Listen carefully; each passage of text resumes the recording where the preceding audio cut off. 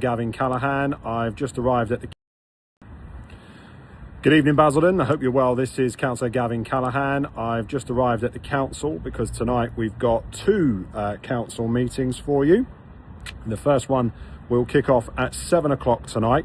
I've called an extraordinary council meeting tonight so that we can debate that absolutely eye-watering, staggering £169 million of unspent Section 106 monies that Essex County Council have stolen from the district councils when it comes to delivering the infrastructure that this county needs. And here in Basildon, we think that's about £50 million for our schools, for our roads, for our buses and our transport.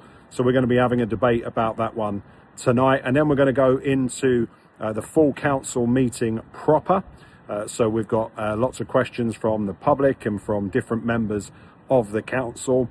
We're going to be debating the debt issue. So if you've been reading some of the nonsense on social media about debt, you're going to be able to get all the facts and figures for yourselves tonight. So you're going to be hearing about that. We have got some really important motions as well.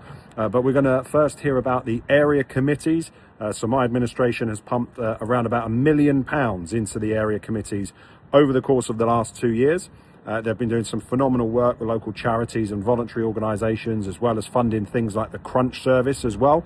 So we'll be talking about that. We've got the annual report, because this is the last full council meeting before the election. So we'll have the annual report, and then we're going to be debating an NHS walk-in centre at the Eastgate Hospital site. We'll be debating trading standards and rogue businesses in the borough and what we can do to clamp down on that. We're going to be talking about the action the council has taken on animal licensing, and we're also going to be talking about SEND as well, because that's something really close to this administration's heart. You can tune in from 7 o'clock on this Facebook channel. You will also be able to tune in on the council's YouTube channel as well.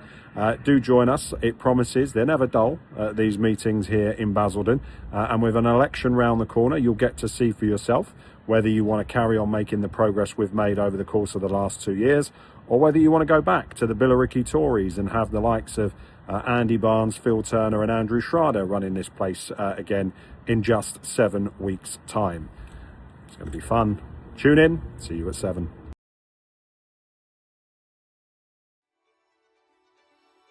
Basildon. For most Londoners, it's a place you pass by on the way to Southend.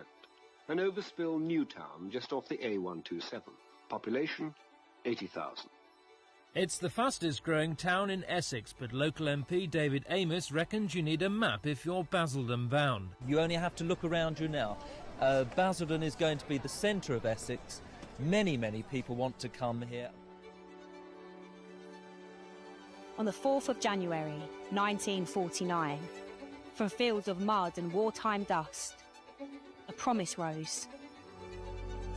Bold, brick by brick.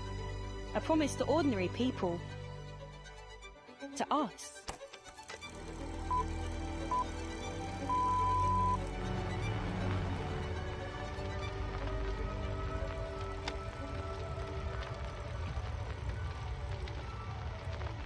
London.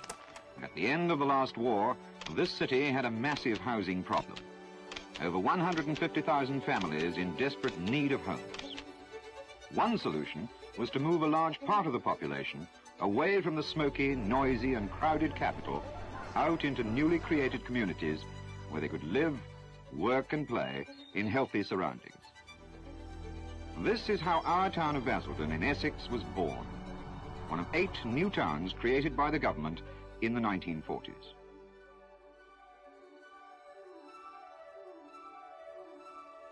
Basildon, a new town for a new Britain. Let us all join together now in one more great effort, this time for victory over scarcity. We showed the world what we could do during the war.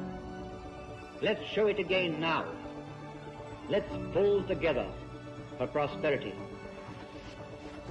Forged in the spirit of Attlee's disciples, men and women who'd seen the cost of chaos and chose instead to build hope. Basildon, a space-age look for a long-established institution.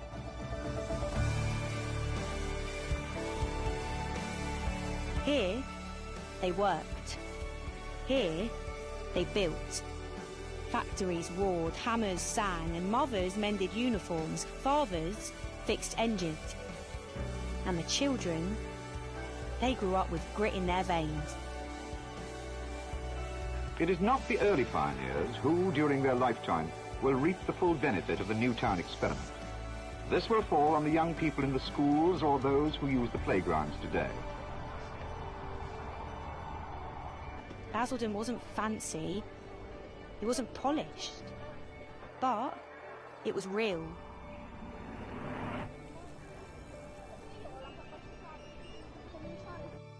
And in its hum and heartbeat came the sound of something different, a new culture, a new voice.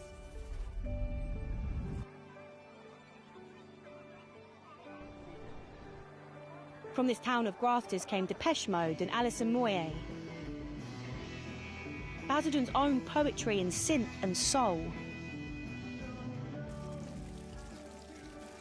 From its playground and pitches came Premier League footballers who learned to fight for every inch of turf.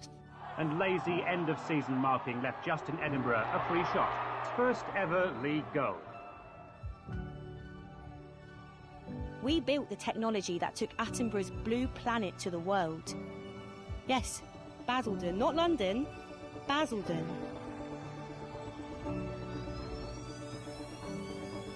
Behind the lens that made the planet gasp.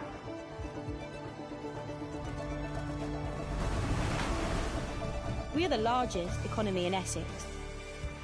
The largest on the Thames after Canary Wharf. And yet too often, we've been treated like we're still the poor cousin down the A13. Unkind people might say there are no road signs to Basildon because nobody wants to come here. I know that that couldn't be further from the truth. But Basildon people don't moan, we move. We graft.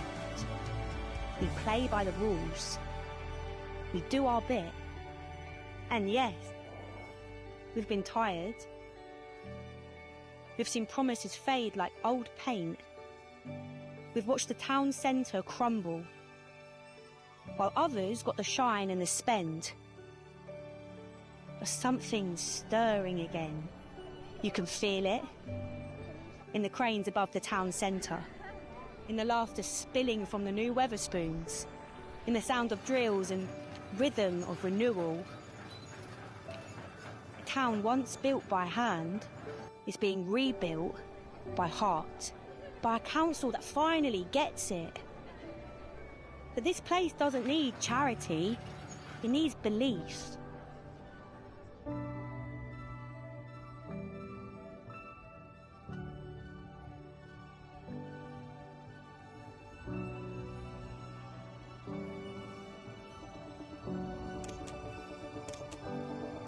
We are the children of Attlee's dream, grown tired of being overlooked. We're the sons and daughters of makers, of doers, of dreamers in overalls. And as 2026 dawns, we rise again. Basildon, reborn, reformed, ready to stand on our own 2 feet. A town of visionaries and vision, of families that stay and futures worth fighting for. Because this is Basildon. Not a name on a map, but a movement of people. A town that never gives up.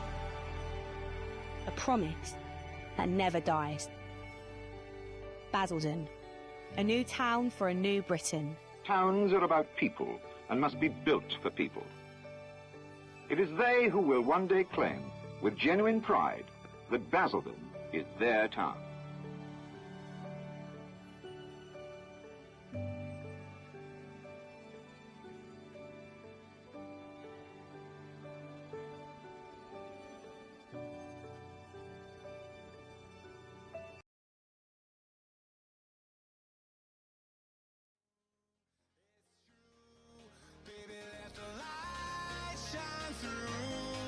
If you believe it's true, baby, won't you let the light through for you, for you, for you, for you, for you, for you, for you.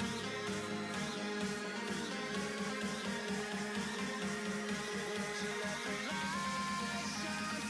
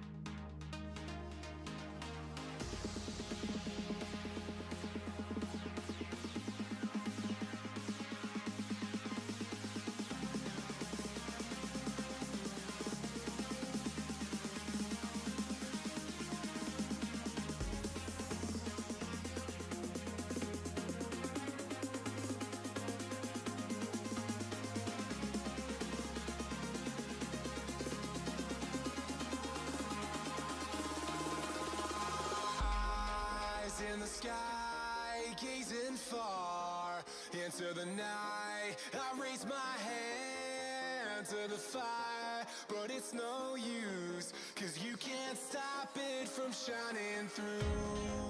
It's true, baby, let the light shine through. If you believe it's true, baby, won't you let the light shine through for you, for you, for you, for you. Good evening, Basildon. I hope you're well. This is Councillor Gavin Callaghan. I've just arrived at the council because tonight we've got two council meetings for you. The first one will kick off at 7 o'clock tonight. I've called an extraordinary council meeting tonight so that we can debate that absolutely eye-watering, staggering £169 million of unspent Section 106 monies that Essex County Council have stolen from the district councils when it comes to delivering the infrastructure that this county needs. And here in Basildon, we think that's about £50 million for our schools, for our roads, for our buses and our transport. So we're going to be having a debate about that one tonight. And then we're going to go into the full council meeting proper. So we've got lots of questions from the public and from different members of the council. We're going to be debating the debt issue. So if you've been reading some of the nonsense on social media about debt, you're going to be able to get all the facts and figures for yourselves tonight. So you're going to be hearing about that. We have got some really important motions as well. But we're going to first hear about the area committees. So my administration has pumped around about £1 million into the area committees over the course of the last 2 years. They've been doing some phenomenal work with local charities and voluntary organisations, as well as funding things like the Crunch service as well. So we'll be talking about that. We've got the annual report, because this is the last full council meeting before the election.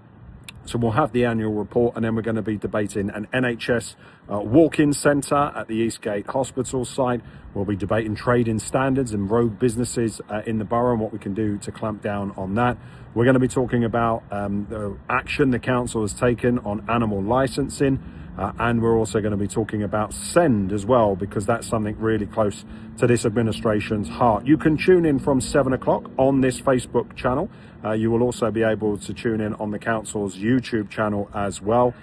Do join us. It promises they're never dull, these meetings here in Basildon. And with an election round the corner, you'll get to see for yourself whether you want to carry on making the progress we've made over the course of the last 2 years, or whether you want to go back to the Billericay Tories and have the likes of Andy Barnes, Phil Turner and Andrew Schrader running this place again in just 7 weeks' time.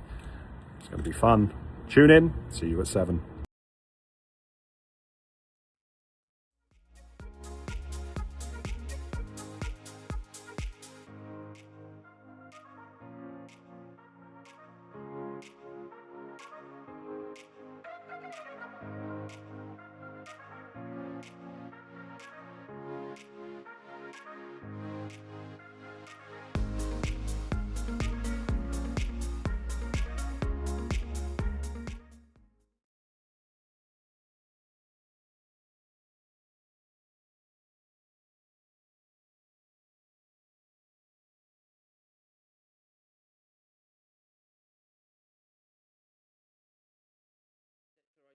interest. Are there any declarations of interest to be made by members? I will take en bloc the Essex County Council councillors' declarations of interest. Councillor Ansell.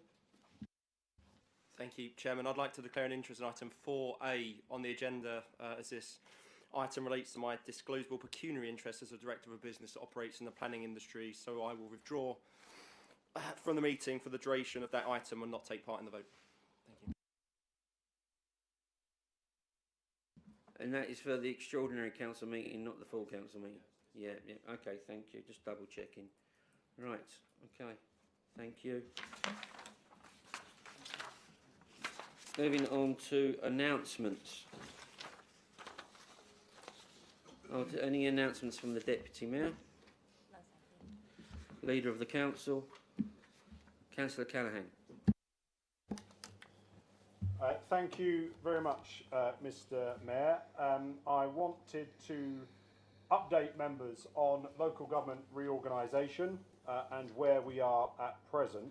I committed to doing this at the previous meeting, so I want to follow through with that. Members will be aware that the government has now informed leaders and chief executives of its intention to publish its Minded To decision this side of the pre-election period.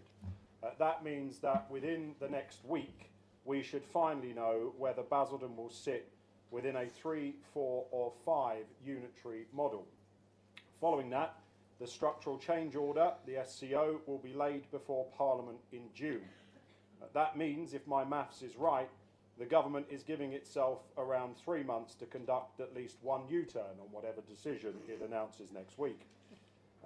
What it does mean, in practical terms, is that from the beginning of the new municipal year, this council, alongside others, will begin forming joint committees with those authorities with whom we are to create a new unitary council with. As a consequence of that, leaders across South Essex have confirmed our intention to formally cease the South Essex Council's joint committee and to reallocate any dormant funds back to constituent councils. Mr. Mayor, the South Essex Council's network has been a worthwhile and important body. I was proud to set it up alongside Councillor Louise McKinley back in 2017, and it has played a key role in bringing partners together across our part of Essex. But as we move into the reality of local government reorganisation and formal joint committees, the truth is that it will become a redundant body, and it is right that we recognise that and move forward. As the government's Minded To decision is publicised, I will ensure that it is shared with all 42 members of the council without delay. Mr. Mayor, turning to something that I know is concerning many of our residents, particularly our elderly residents at this moment in time. I firmly believe that Basildon residents should not have to pay more money because of global instability, nor should they bear the cost of decisions taken far beyond our shores. Put it another way, Basildon pensioners should not pay more money for Donald Trump's Iran war. At a time when some political parties, like Reform and the Conservatives, appear all too ready to advocate for British involvement in yet another foreign war, our focus locally must remain on protecting our residents from those consequences. We are already seeing the impact of this in rising oil prices, and we all know that that will mean higher energy bills, higher costs for families, and more pressure on those who can least afford it. Our residents cannot wait 3 years for a solution. That is why tonight I can announce that I have asked our Section 151 officer to work with me to establish criteria again for the continuation of the Warm Homes Guarantee for winter 2026-2027. This will once again support the poorest pensioners in our borough, building on the scheme we successfully delivered in 2024-2025. And importantly, Mr. Mayor, we are exploring whether or not we can use the disbanding of South Essex Council's network, use that dormant funding to pay for this so that it will be at no additional cost to the taxpayer. That is a clear choice that we are making, taking money from a structure that has run its course and putting it directly into the pockets of those who need it most. Mr Mayor, I also want to briefly remind members of Operation New Start, which we launched as part of this year's budget. As part of that work, we will be hosting a Veterans Coffee Morning this coming Tuesday from 9 AM to 11 AM in the Guildhall Room at the Towngate Theatre. All of our veterans are very welcome to attend. It is a small but important way of recognising those who have served our country and ensuring that they remain supported in our community. We will also be hearing from our veterans about ways that they can support with the Cabinet's advisory board that we've initiated. Mr Mayor, as is also customary at the final full council meeting of the municipal year, I want to pay tribute to those councillors who are retiring, many of whom have given years and in some cases decades of service to this borough. And can I first place on record the thanks of this council to Councillor Stuart Allen. 34 years as a Conservative councillor, always very diligent, always hard-working and respectful in the chamber. I think I was 3 when he was elected. Councillor Allen, I wish you all the very best in your post-council life.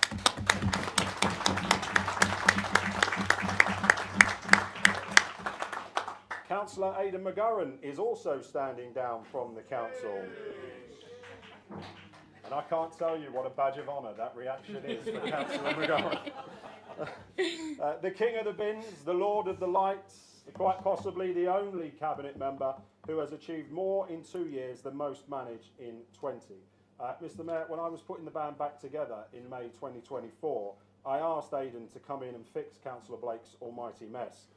And it did take some persuading, but he has done it, and he has done it superbly. Councillor McGurran will be missed by the Labour group, and can I just say how excited we all are on this side of the chamber for the 8th of May, when he is no longer bound by the Nolan principles.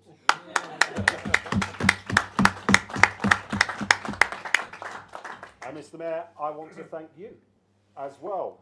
24 years of service to the people of Basildon. Basildon through and through, respected and liked across the chamber by members of all parties. It is fitting that your final weeks as a councillor are spent serving as the mayor, the first citizen of our borough. You will be missed by your residents, your members and officers alike, and I thank you for your service.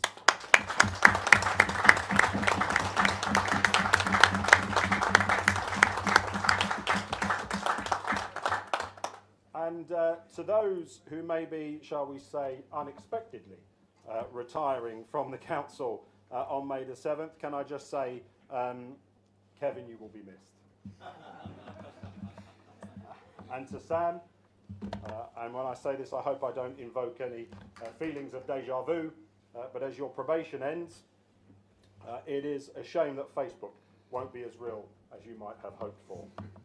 Mr Mayor, if I may, I would like to close this particular part of the meeting at the beginning at the end of the municipal year by thanking our Chief Executive and through him all of the officers of this council.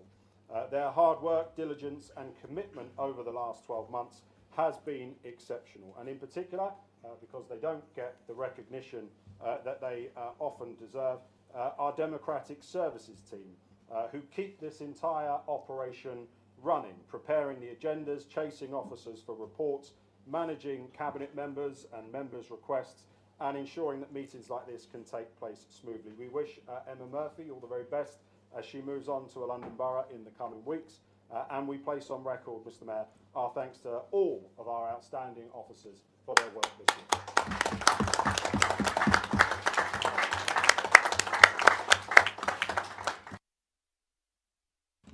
Well, thank you for those kind words. Okay, where was I? So, cabinet members, any announcements? Okay, Councillor McGurran first.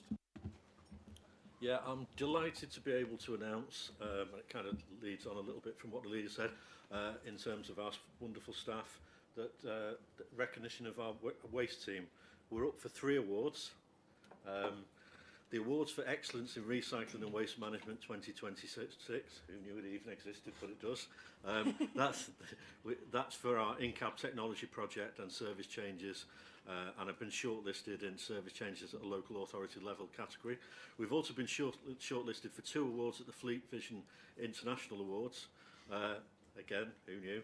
Fleet Team of the Year, working in partnership to deliver frontline public services and meeting the requirements of changing legislation ahead of most local authorities, and most innovative fleet management strategy in terms of electric fleet initiative.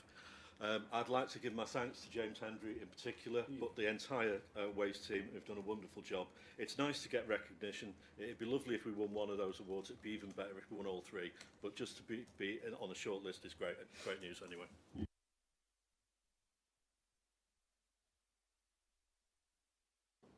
Councillor Power. Thank you, Mr. Mayor. There's just a few things that I want to update everybody on. The last few weeks have seen some great success with the Pathways service, continuing to offer and support our residents to gain new skills and employment.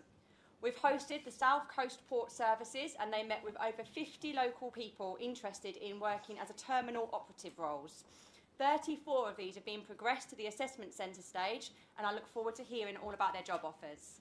And just today, we hosted a social care jobs fair with employers from across Basildon and both South Essex College and ACL offering their training routes.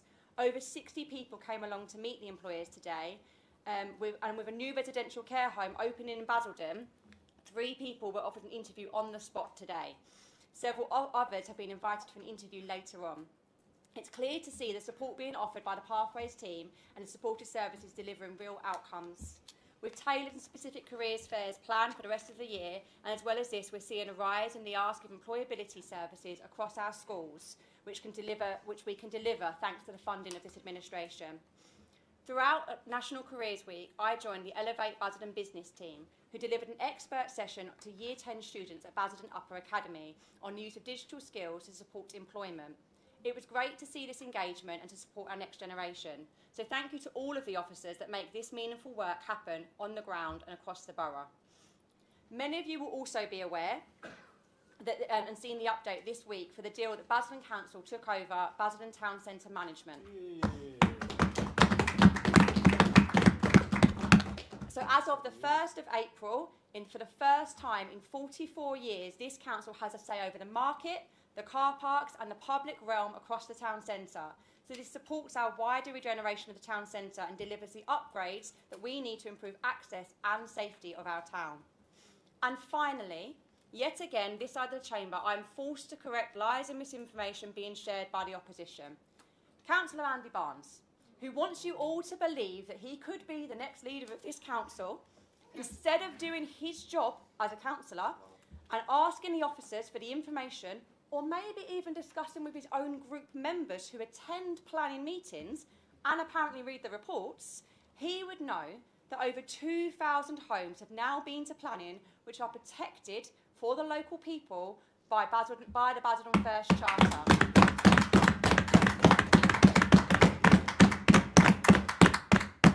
Point of order, Mr. Mayor. Point of order, please. 23A, impugning a member.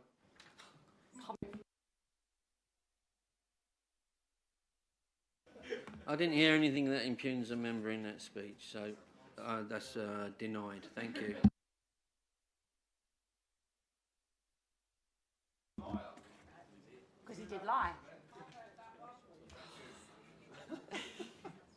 Anyway, that's this administration's record, and it's one we stand by. Quite clearly, they have absolutely nothing to offer.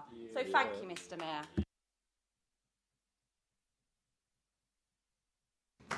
Thank you. Councillor Emma Callaghan. Thank you, Mr. Mayor. I'll focus on SEND, women's safety and pride of place, all linked to tonight's agenda. On SEND, the Parents' Forum has been one of our most important pieces of engagement. Parents spoke honestly about feeling like they are battling the system. And we've followed that up with visits to schools and SENCO discussions, and the motion tonight is about turning that listening into action and starting to rebuild some trust between families and services. On women's safety, our recent survey shows a clear message that most women feel safe during the day, but not at night. So we are building up the Women's Safety Forum, working with partners to turn those experiences into real practical improvements. And on Pride of Place, we're shaping our work around what residents tell us, including young people. This week alone, our teams have had over 200 conversations in the borough. And thank you to pupils at Briscoe, James Hornsby, Northlands and the Upper Academy for taking the time to speak with us and share their ideas. And finally, on performance, we are improving how we track outcomes across partners because issues like SEND and safety don't sit with one organisation alone. And it's been great to see so many residents getting involved in events across the borough this month. Thank you for showing up and for being part of the conversation. Thank you, Mr. Mayor. Thank you, Councillor Callaghan. Councillor Ferguson. Thank you, Mr. Mayor. I'd like to give a brief update around the work supporting children and our sports performance across the borough over the last few weeks. I'd like to be able to update members on the works being undertaken to the play areas at the paddocks and the Wick Country Park.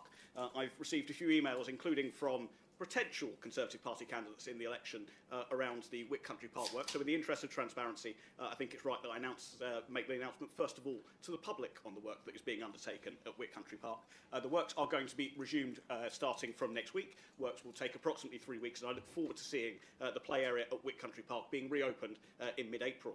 I'm also looking forward to seeing the investment in Langdon Park in the paddocks area and the new play equipment that is being installed there. That has been particularly in response to local people's concerns around the existing play equipment coming forwards to us, and that will also be starting next week and take approximately 3 weeks to be completed. So I'm looking forward to seeing that come to fruition.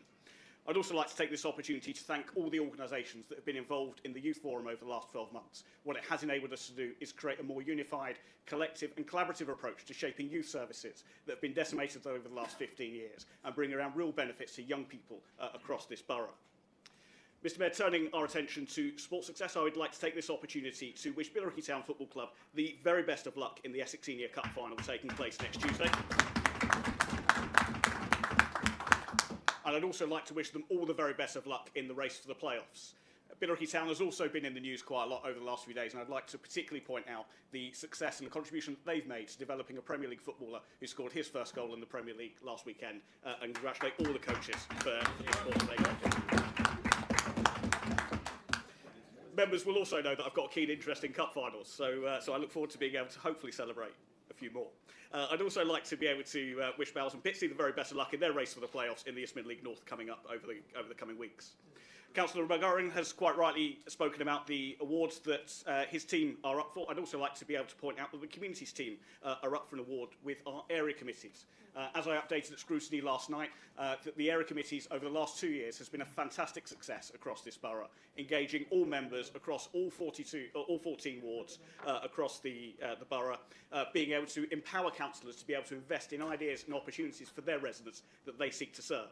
I'd like to thank all members that have engaged constructively within the area committee process that over the last 12 months has seen over £600,000 in investment, over 100 grants being given, and 44 community-led organisations being able to benefit that they wouldn't have done before. But this award is testament to the hard work of Mr Taylor and his team, so I'd like to particularly place on record my thanks to all of our officers for this award and wish them the very best of luck. Mr Mayor, finally, as Basildon celebrates its 77th anniversary, I yesterday met with our cultural organisations across the borough to look at what cultural opportunities we have to be able to look forward to. Basildon has a proud past. It's got an exciting future, and I'm excited to be part of it. We also have a government that at last understands the importance of towns across our country and launched the Towns of Culture initiative. And I'm proud to announce tonight that in the coming days, Basildon will be entering its application for Town of Culture, and something that I hope all 42 members get behind. Thank you, Mr Mayor. Thank you, Councillor Ferguson. The only other Cabinet members wishing to... Okay. Councillor Smith. That's better. Always go for that. Some of the items I would like to mention tonight are sort of sub judice, because I have regular meetings with the Borough Commander and it involves operational matters. So if you think of when Pete Exif gets asked awkward questions about the US military involvement in Iran, he can't quite answer everything. But they have been constructive conversations. One thing I can publicly talk about is where we've worked, myself and the leader, with the police to have more of a presence in the town centre, which has seen a change in the shift patterns of police officers. The police are using these BPOs for some sort of public order, the courts dish out. So if a shoplifter is caught, that is part of their punishment, that you will not commit shoplifting for the next months or years. And if they are caught shoplifting again, the judges throw the book at them because they're not interested in the shoplifting, because once they've been given the order and they've breached the order, in the words of the police, it is the equivalent of contempt of court. And shoplifters aren't getting a slap of the wrists and they're being sent back to prison. And according to the district commander, Paul Hogben, this borough has seen in our town centre a 13.5% drop in shoplifting, and other police forces have been speaking to our police force based in the borough on how to deal with that. And that's an important part of town centre regeneration, that traders don't have to put everything in a seal, a security tag and things like that, things behind shelves. We want our town centre back as it was, not a handy place for shoplifters to grab stuff to feed illegal habits. So that's a big positive, and we want more of that. But the police seem to have found the remedy, so now they need to keep dishing out these orders at court when they catch shoplifters, so they get custodial sentences. That's an important part of breaking that vicious circle. Early on St Patrick's Day this month, there's only one this month, unless you like a Guinness regularly, we had a trial of our Harris Hawk in the town centre. It was a great success. It doesn't, to counter some concerns some people have, it doesn't kill the pigeons, it doesn't hurt the pigeons, because as the handler told us, if it got the taste of pigeon flesh and catching its own pigeons, it would never return to the handler. So he has plenty of dead chicks that are male ones that are no good for human consumption, and there was a couple of people, even the leader had a go. One of the ladies who works at Boots had a go, put the glove on, dead chick in, went like that, and the hawk landed on her hand.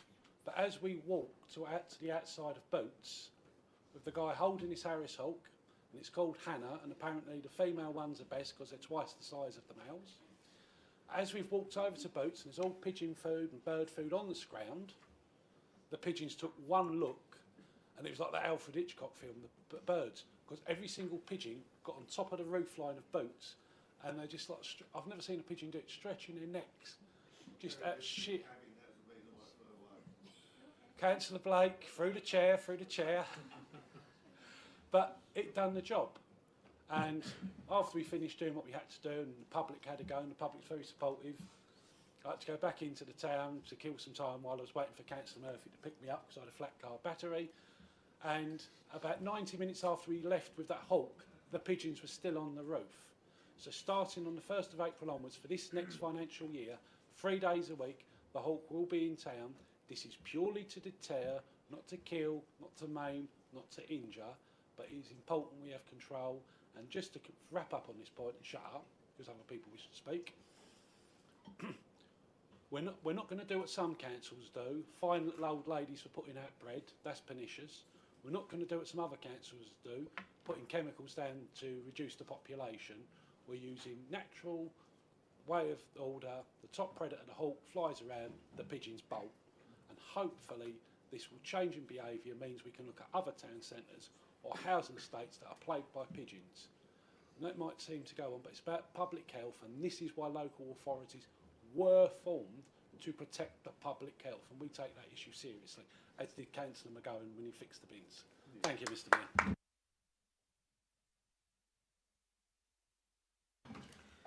Thank you, Councillor Smith. Councillor Brown.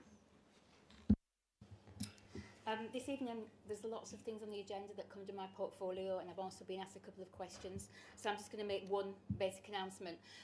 This administration are very committed to providing homes, and lots of different types of homes, whether that's affordable, social homes, and also for our first-time buyers. We're all aware of those 10,000 people who are living at home with mum and dad. One of them still lives up with me. So I just want to remind all councillors that you are welcome to come along to our first-time buyers event on Wednesday the 25th. It's in the college, in the town centre this time. Last time we held this event, it was held in the Humankind Cafe on Billericay High Street. It was really popular, but we realised the venue just wasn't big enough.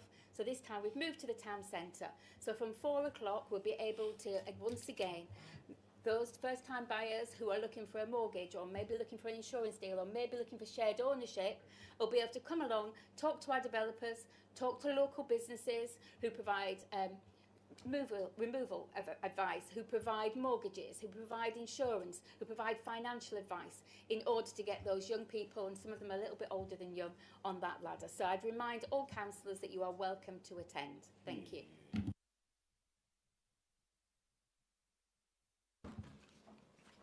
Thank you. Okay, moving on to announcements from the Chair of Planning. Any announcements? Okay, thank you. Councillor Larkin. Thank you, Mr. Mayor. As the chairman of the Borough Planning Committee, I am completely appalled by the behaviour of certain members of the Planning Committee last Wednesday. You know who you are. Officer was accused of corruption without an apology. My legal officer and democratic officer and myself was bullied and abused from the start to the finish. We have had several complaints from the public on the disgraceful behaviour, and as a magistrate for over 25 years, I am appalled at this behaviour. This meeting was too long, but time was wasted, 35 minutes, because one member decided to air his grievances about an issue on the minutes of the previous meeting. This was not the time and place to discuss this on the agenda, playing to the gallery. Members of the public attend to listen to their own agenda items. Why did this councillor want to know why, as chairman, on lobbying, I decided with an item, but not his own member, who also declined on another agenda item? Again, bullying. I'm speaking, thank you. I will exercise zero tolerance at all meetings. I am not shy to remove these individuals in the future. Nearly 40 years serving on this council, we must have respect for other members, whatever politics. A semi-quasi committee turned into a political war zone. Officers have to observe 3 golden rules. If this fits the recommendation and facilities all agree, we have no reason to refuse these applications. One of these facilities which we find connections are highways controlled by the Tory administration is a bone of contention. At the previous council meeting, I reported that Basildon had now been removed from the red zone, which means we keep our planning and it is not decided by government, which gave us no choice. Under the previous administration, we ramped up so many refusals on appeals, which turned out to be very expensive to the administration, which eventually would leave us financially in a precarious situation. Basildon is now democratically sound on this, where others very close to us are not. This is brilliant. Thank you, officers, for your hard work, and thank you.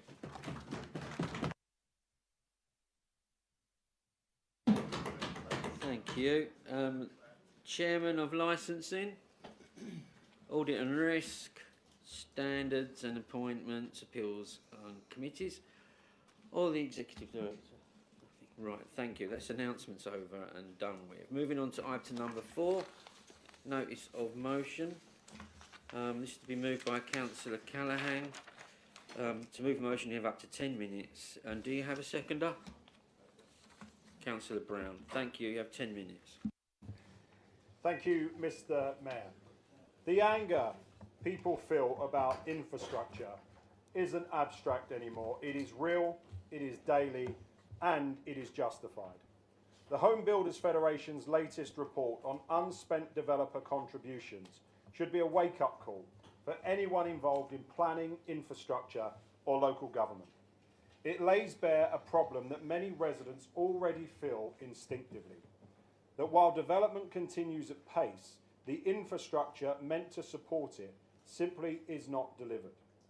What the report does is put hard numbers against that reality, and those numbers are deeply concerning. When I first read the report, I genuinely could not believe how bad it was. Not because I didn't know that there were delays, we all see that locally, but because of the sheer scale of it. Across England and Wales, councils are now sitting on around £9 billion in unspent developer contributions. That is money that has already been paid by the developers specifically to fund the infrastructure that communities need. Schools, roads, transport, affordable housing, libraries, healthcare. And when you start to break that figure down, it becomes even more stark. Around £2 billion of that total is earmarked for education alone, enough to deliver more than 100,000 school places. Instead, that funding is sitting idle while parents struggle to find places for their children and while councils debate marginal thresholds and projections. Even more concerning is how long this money has been left untouched. Nearly £3 billion has been sitting unspent for more than 5 years. In many cases, agreements are structured on the basis that funding should be deployed within a reasonable time frame to support these new communities as they grow, but that simply isn't happening. This isn't a short-term delay, it isn't a timing issue caused by complex developments, it is a systemic failure in how infrastructure is being delivered. Every pound of that £9 billion represents a promise that has not been kept. A classroom not built, a road not upgraded, a bus route that never arrived, and when you look at it in those terms, it becomes clear why residents feel the way they do. It isn't just frustrating, it is totally unacceptable. Across Basildon and Essex, residents are watching homes go up at pace while the basics either arrive years late or don't arrive at all. People aren't stupid. They can see what's happening in front of them. They're being told that growth is necessary, but they are not seeing the benefits. And when that happens, trust in the system breaks down. Development in this country is supposed to pay for infrastructure. That is the deal, whether you agree with it or not.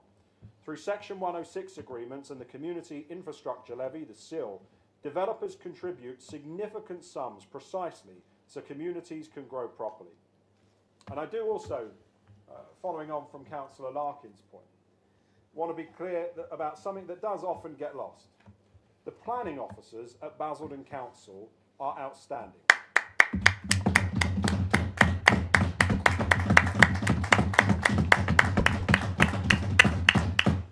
They work incredibly hard to secure those agreements, often in very difficult negotiations, under pressure and within competing priorities. Since May 2024, when we came into office alone, over £35 million in new developer contributions have been secured for infrastructure. Our planning officers, all the planning applications that go through each week, including the ones last week until 1 o'clock in the morning, they all come with money for infrastructure. £35 million since May 2024. That is serious money, and it is a serious job of work, and it shows that the system can work, at least at the front end.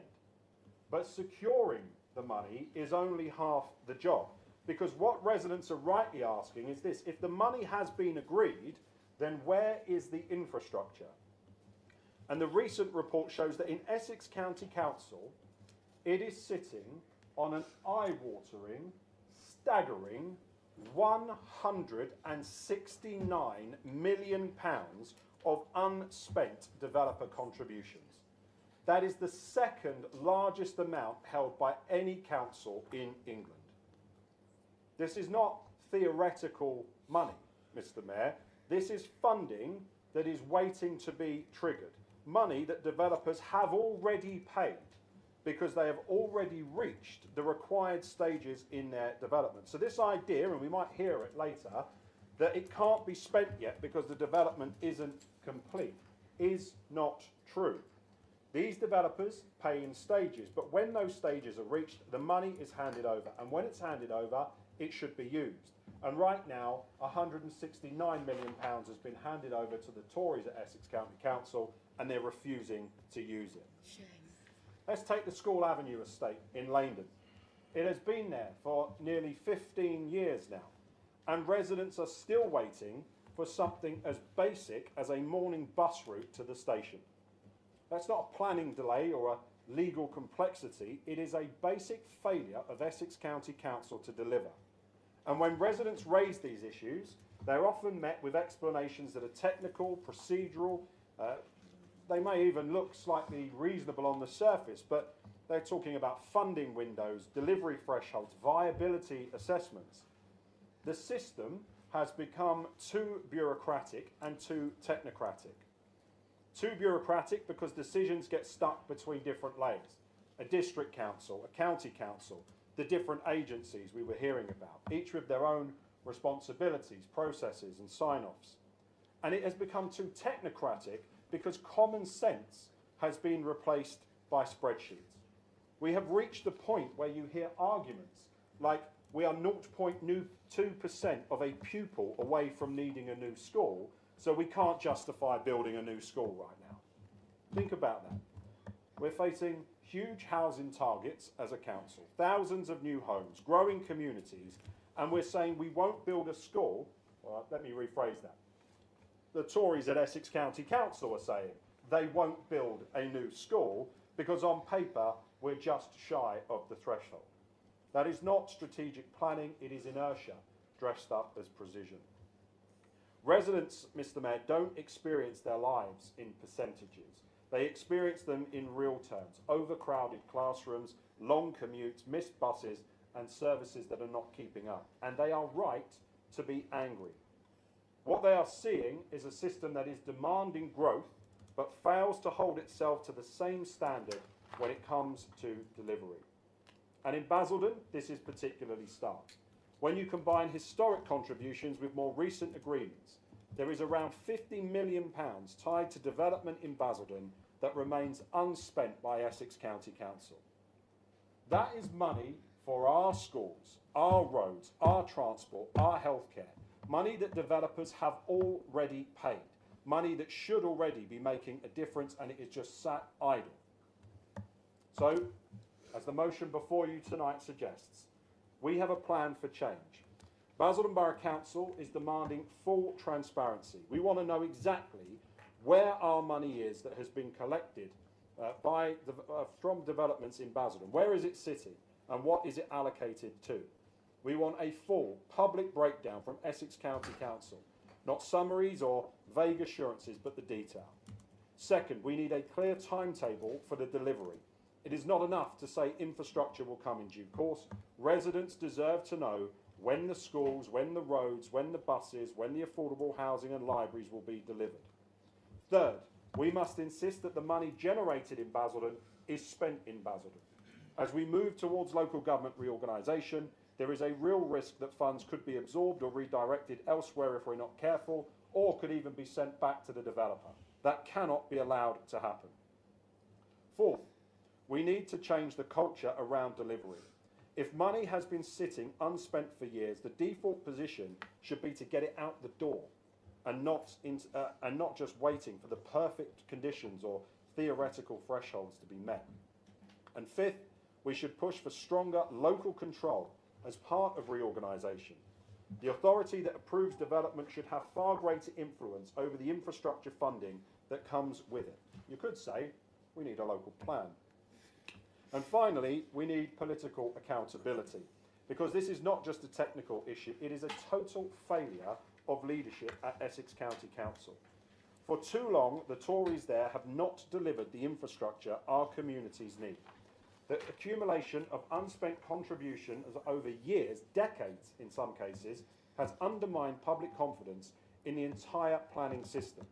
And if people lose faith in that infrastructure, then they will also resist development altogether. And who can blame them, Mr. Mayor? You cannot ask or keep asking communities to accept growth if the benefits never materialise.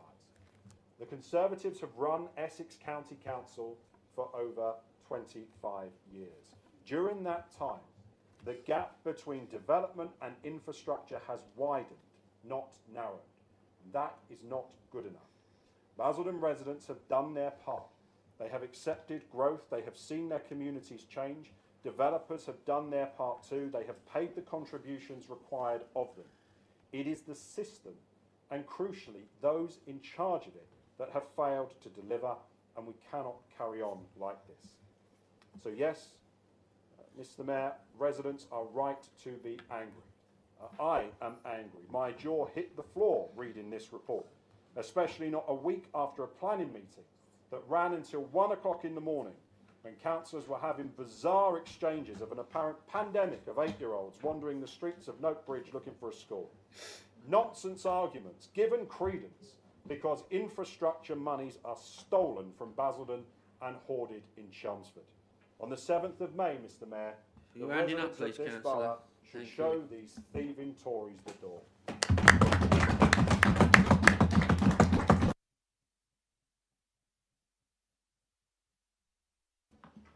Okay, thank you. Councillor Brown. Thank you. I'm sure all of us, when we hear those numbers, are angry. And the reason why we are all angry is because at the heart of this motion, it is about fairness.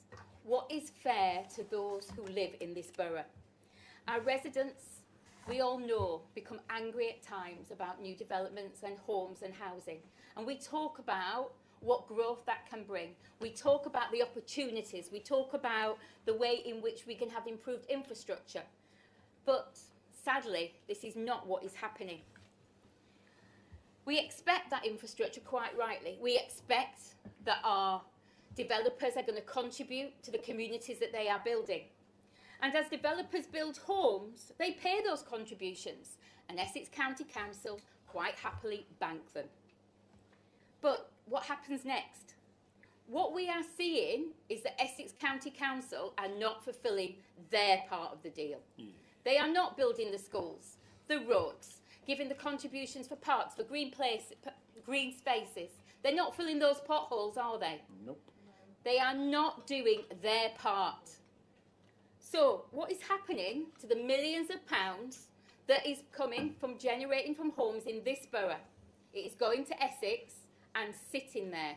It's creating a nice fat bank account for them, enabling them to gain more interest. But they're not giving that back to Basildon like they should. We estimate around £50 million of that money should have been spent in Basildon and hasn't. At the same time, Essex County Council are choosing not to fix your potholes. They are choosing not to build you schools. They are choosing not to build you roads. They are choosing not to expand healthcare. So for our residents, the question has to be around fairness. When are the Conservatives at Essex County Council going to treat you fairly? When are they going to give Basildon Borough the money that our developers have given for our communities? Never will. We are building homes. We are bringing back empty homes back for people to live in. We are working through the local plan to decide with Essex County Council what infrastructure is needed. And Essex are choosing not to give it to us. And so when we think about our Basildon First Charter and those developers who have signed up to provide homes for local people, those developers are also signing up to building your schools, giving you a new GP, giving you a new dentist surgery, fixing your potholes. And again, Essex County Council and the Conservatives who run Essex County Council are making the decision not to give you that infrastructure. And I'll say it again really plainly. This is about fairness. When tens of millions of pounds that are meant for Basildon are sitting unspent, they're not even being spent somewhere else. They are unspent. Then we have to ask the question, do the Conservative-run Essex County Council, are they treating this borough fairly? Do they care about you and your family? Do they care you can't get a GP's appointment? Do they care you had another broken wheel on a pothole? Do they care your child can't get into the right school? No, because they are not spending the money that we should have for infrastructure. We know that local government reform is coming, and under that, we will get your money back. This leader will take your money back and spend it on the infrastructure that you and your family deserve. Because ultimately, this administration is about fairness. And let's face it, this just is not fair.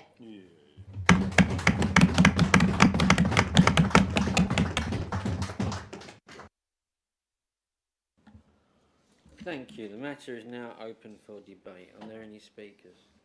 Councillor Barnes.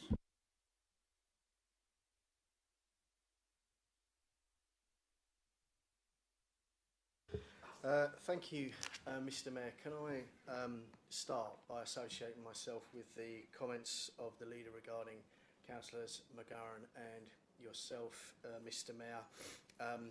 Standing for office and serving your residents, whatever political persuasion you are, is never an easy task, and I respect and admire anybody who takes on the challenge. Can I also, on behalf of the Conservative Group, wish Councillor Ferguson good luck in the marathon in April. Again, disregarding political differences, I know that a marathon is a very, very long way, and I admire anybody that takes that challenge on. Before I tell you all why Councillor Callaghan is wrong, I hope you'll indulge me for just a moment, as this does seem the appropriate time to pay tribute to a Basildon political institution who has chosen not to re-stand at the local elections, but after 30 years of service, over 34 wonderful years, and I refer of course to my colleague, Councillor Stuart Allen. Councillor Allen was first elected to this council in 1992 as the country basked in the afterglow of Thatcherism, cradled in the loving arms of Sir John Major. He and his wife Deborah served as the Conservatives' first, and as far as I'm aware, still only councillors for the Freeing ward, until, of course, this year. We're expecting great things from Anne. 96 to 2000 were dark years on this council, as Councillor Allen wasn't with us, but his triumphant return came as councillor for Langdon before he moved to Crouch ward in 2002, finally finishing as member for Castleton and Crouch, winning his last election victory so far in 2024. Councillor Allen isn't a big mouth like me and some others in this chamber. In many ways, he's probably what the public most want and expect from their local politicians. Somebody who does the job quietly, with dignity. He has helped literally hundreds of people over the years. He has been a councillor. He's delivered more leaflets than the Royal Mail and walked more miles than Sir Ralph Fiennes. He will be greatly missed and fondly remembered. Thank you, Councillor Allen.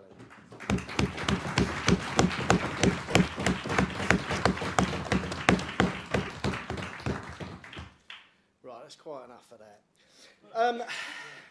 What a letdown this was. When I saw the announcement on Facebook, I thought this was going to be some sort of massive scandal. No one will support the Essex Tories again, they claimed.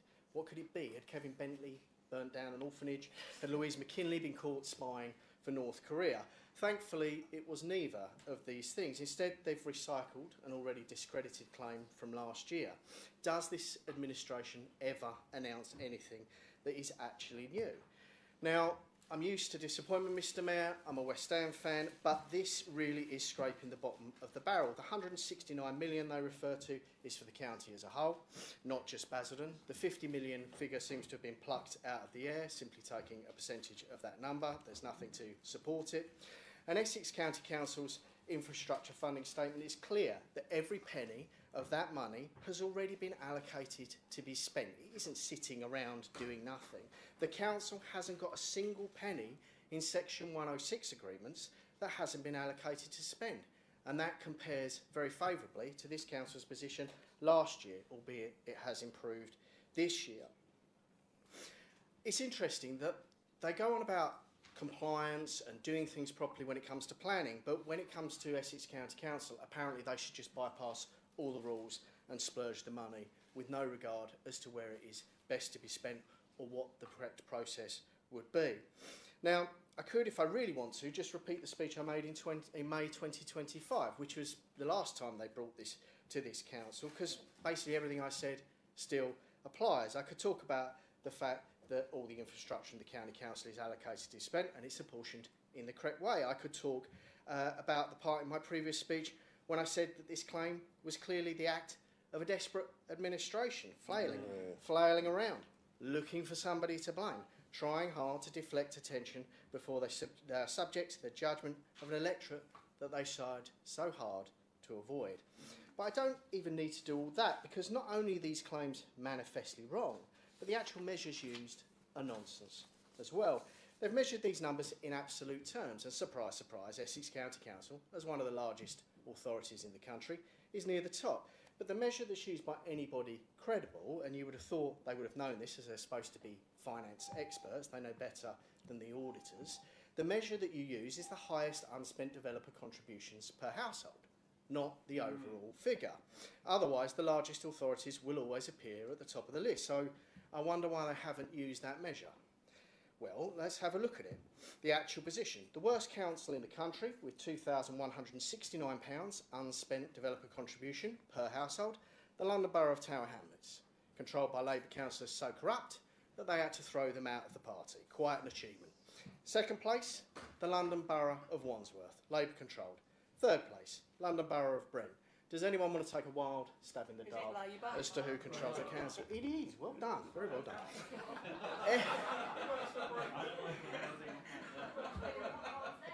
They would be lucky to have you, Councillor Schrader. Essex County Council puts more money into Basildon than it takes in council tax. It allocates developer contributions in a sensible way, and it has the appropriate controls in place, which is more than I can say for this authority. There are more gimmicks from this administration, desperately trying to deflect from its own missteps and errors. Do you really think the public will forget that you tried to steal their votes? Do you think...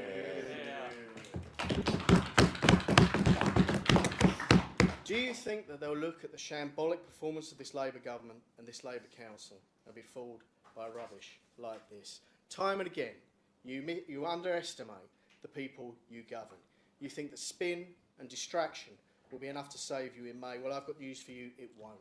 Pass your silly motion. No one believes a word this administration says anymore, and the local elections in May, this nonsense won't save a single one of you. Thank you.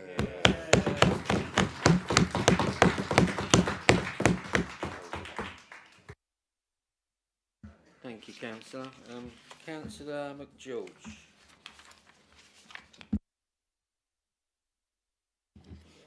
Thank you very much, Mr. Mayor. I'm going to start off. I can plan and allocate money as much as I want, but until it's actually spent, means nothing. Very good. So, from a health perspective, this is exactly why residents are losing faith in how the system is supposed to work. We approve growth, families move into new homes, which means demand on GP surgeries, community health services and hospitals rise straight away, but the funding meant to help manage that pressure is not arriving. Instead, we have a situation where millions of pounds intended for infrastructure, including health provision, are being held by Essex County Council, while the local communities are left dealing with the consequences of the new growth every day. That means more pressure on frontline services, more frustration for residents, and a growing sense that promises made through the planning system are simply not being honoured. Quite frankly, if developers are paying what they are required to pay, then there is no excuse for Essex County Council failing to get that money where it is so urgently needed. Health infrastructure cannot be treated as something that turns up years later, because by then the pressure is already being felt and local people are the ones paying the price. If contributions are being generated in Basildon, residents rightly expect that money to be spent in Basildon, not left sitting in county accounts while demand keeps rising. The private sector has met its obligations, so the real question here is why has Essex County Council failed for so long to meet its own? It's just not good enough.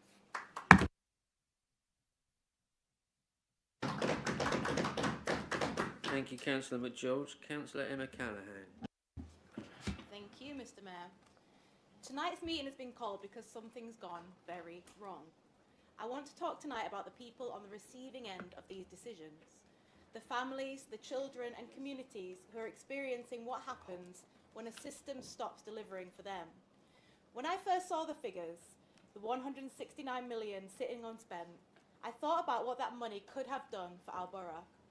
How many SEND school places could we have created for children who are travelling miles, sometimes hours, to get to school, or worse, sitting at home without the support they need, with their parents forced to homeschool them around demanding work hours or stop working completely? With £169 million, we're talking about the equivalent of 11 to 14 new SEND schools. I thought about social workers, about the children who need support now, not in 6 months' time when county finally gets around to the backlog. That money could fund thousands of social workers who could be helping families when they need it most, right now. I thought about schools built on time, alongside new developments, so when families move into a new home, their child can go to school in their community and not have to travel across the borough because the place wasn't built. I thought about GP surgeries and dental practices, about residents who can't get an appointment and feel like the system simply doesn't work for them anymore. And yes, I thought about roads, because I've had children in our secondary schools tell me they are sick of potholes themselves. And drivers too, who get in their car every morning hoping today isn't the day their suspension goes. And all of this, all of it, could have been improved over all these years of decline, because the money was there all along. What do we hear? We hear that infrastructure isn't there. We hear that we can't build homes because services are under pressure. And we hear and read of outrage, concern and fear whenever a council approves a housing development in Essex. I read a comment this week from a resident responding to our plans for a new NHS clinic in the town centre. They said, "This is what happens when a town has to deal with massive migration and no new infrastructure." And I found that deeply sad, not because of the frustration, which is understandable, but because of where that frustration is being directed. People are not blaming the lack of delivery. They're not blaming Essex County Council for sitting on this cash. They're blaming each other. They're blaming local families that need homes. They're blaming local communities that are growing and having children. And that's wrong, because the truth is that the infrastructure money was there all along. This situation, this tension, these arguments between communities, they never needed to happen. What we're seeing is the consequence of a system that has failed the people it's serving. With our outdated two-tier system, we're seeing decisions being made far away from the communities that feel the impact. And tonight we have to call that out. Because in Basildon we have thousands of people on housing waiting lists. We have families in temporary accommodation. We have working people being classed as homeless, and people trapped in a system that isn't delivering enough homes. And every time a new development is proposed, the same argument comes back. We can't support it. The infrastructure isn't there. But how can we say that when at least 50 million linked directly to developments in this borough has not been spent? How can we tell people there isn't enough infrastructure when the funding to provide it is sitting in a bank account linked to Essex County Council? I want residents to picture something. You're on the school run. You're driving from Vange to Billericay or from Leindon to Wickford, and you're stuck in traffic. And look at the cars around you, because in one of those cars is a parent with their kids going in the opposite direction. Not because they want to, but because when they moved into their home, the school nearby wasn't built or was already full. So they had to find a place somewhere else. And it's not just inefficient and frustrating, it's ludicrous and it's scandalous to convince a whole borough that we cannot build homes because the infrastructure isn't there, when it could have been all along.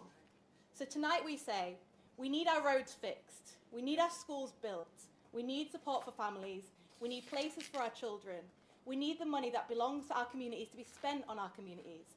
And I hope to God that local government reorganisation is protected through the next set of elections, because news just in is that Reform UK policy will be to fight LGR and keep this two-tier system, and Essex cannot afford to go backwards. And to Essex County Council I say, we need our money in Basildon and we want it now.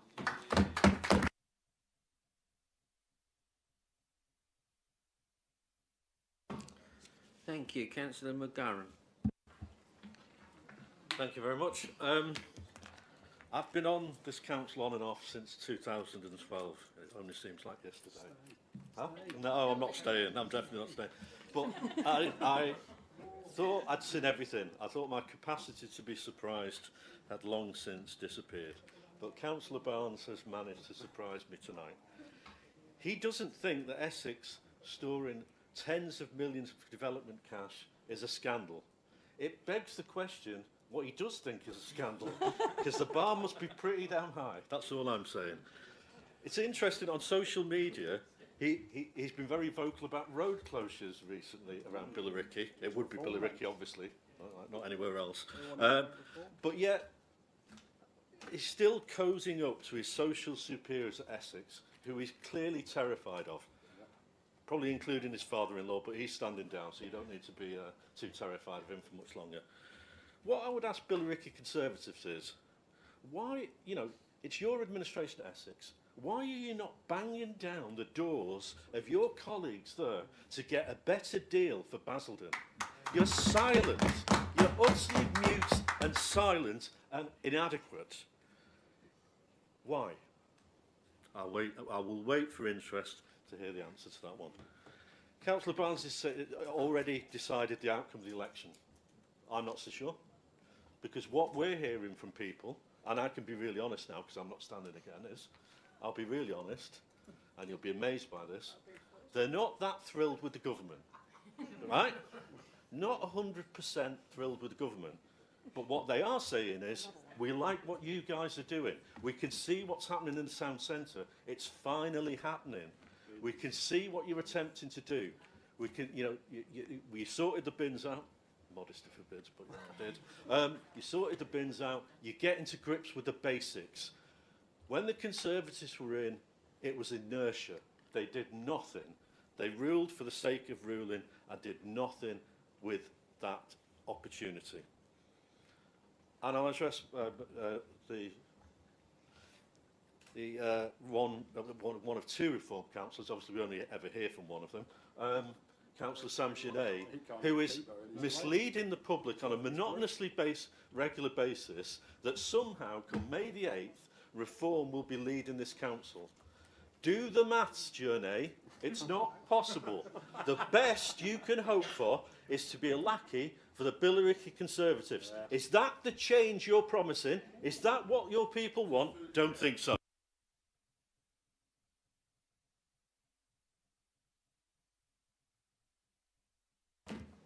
Thank you, Councillor Smith. Thank you, Mr Mayor. I always take pleasure in going to battle against County Hall because they are not our friends. No. I was the one that coined the phrase Baz exit. Local government reform isn't quite what I'd like. I'd like Basildon to be completely free, but I'd rather work with similar neighbours than live under the muzzle of a bad owner. Now, people like figures, numbers. Now, in my division, ward, prior to my election as the County Council in 2013, the developer of Morello Quarter paid County Council £250,000. That's what Essex Highways wanted. That was their price to put a pedestrian crossing in. That would seem a fair price. It's 2 poles, 2 sets of buttons and a set of paint, and maybe some signs warning people there's a set of traffic lights. So when I entered the County Council, Essex Highways came to the Local Highways panel and went, we got our sums wrong from that 106 agreement. Can we have another £250,000 but from your road safety budget? So hold on, you Essex Highways, a private company, you get your quote wrong and you want to nick it off us. It's your problem. You gave the quote, you swallow it. So it never happened. So for everybody who lived in Morello Quarter, there's about 440 flats, they have paid £568.18 towards this crossing. But Essex County Council had to return that £250,000 and they generated 37 grand in interest whilst they held that money. So each of my constituents in Morello Quarter have been robbed, thieved, pockets lifted by Essex County Council for £84.09. And it gets better on top of that if you was a newspaper journalist writing this down. When the developers of Trafford House said, they spoke with us and they said, we will fund the traffic lights, we will install the traffic lights. And there's all that problem with road parking outside the station, all the paving slabs broken because the Snowflake Parking Partnership resent doing their job. They'd rather go around Rochford, terrorising White Van Man, putting in new windows for pensions there. them lights were never going to be installed. But I spoke to Councillor Brown.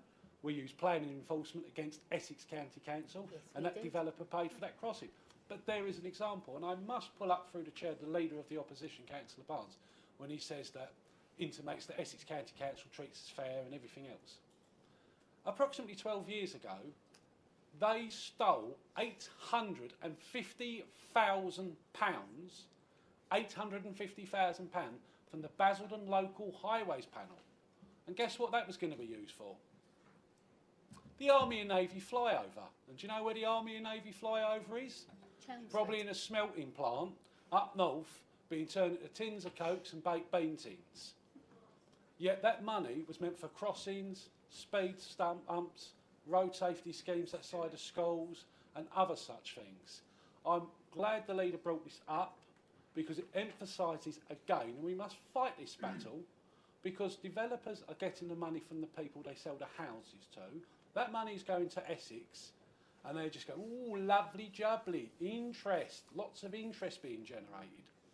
And if anyone's been Brentwood lately, right by the division of the deputy leader of the county council, the high street has been completely resurfaced. There was nothing wrong with it. And I asked the question of them, how much did that cost? £150,000. Yet the main road into Basildon and Nethermain, where we've got the ambulance, our hospital, the top cardiovascular centre, it's constantly reporting potholes.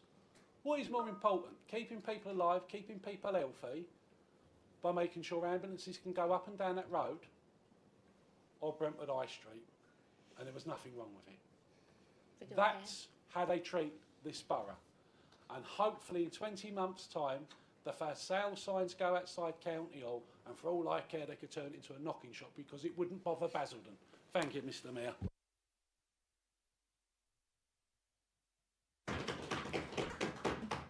Thank you, Councillor Joseph.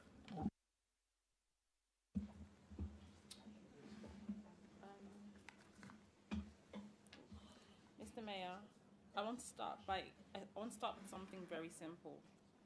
Where is the infrastructure? Because that's not just a question, it's a frustration.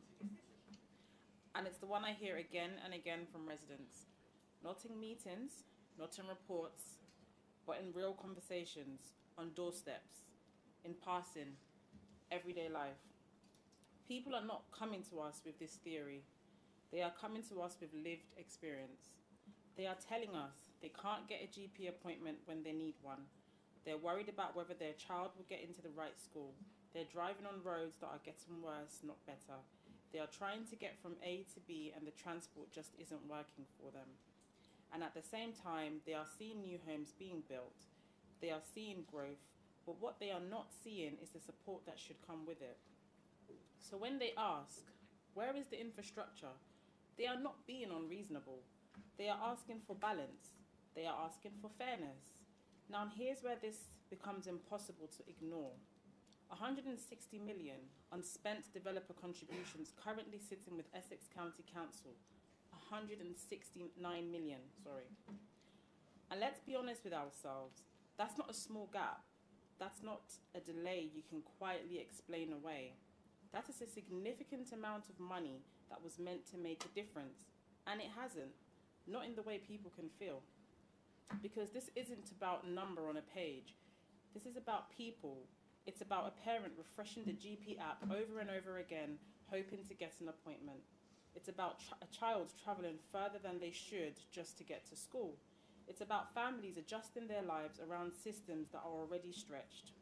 And when this is happening, while money meant to support those very pressures is sitting unspent, people notice, and more importantly, they feel it. There's a quote by Mayor Angelou, a writer and a civil rights activist, who said, "People will forget what you said, people will forget what you did, but people will never forget how you made them feel." And right now, too many residents feel overlooked. They feel like things are happening around them, but not improving life for them. Now, I want to be very clear. This is not about being against development. No, we need homes.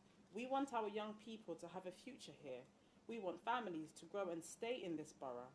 But growth must come with responsibility, because when development moves forward, and infrastructure doesn't follow, it doesn't feel like progress, it feels like pressure. And pressure builds quietly at first, then steadily, and eventually it becomes frustration. And when frustration is not addressed, it becomes something deeper. It becomes a loss of trust. So when we talk about 169 million, this is not just a figure. This is classrooms that could exist, roads that could be safer, services that could be stronger, transports that could actually meet people's needs. This is what fairness looks like in practice.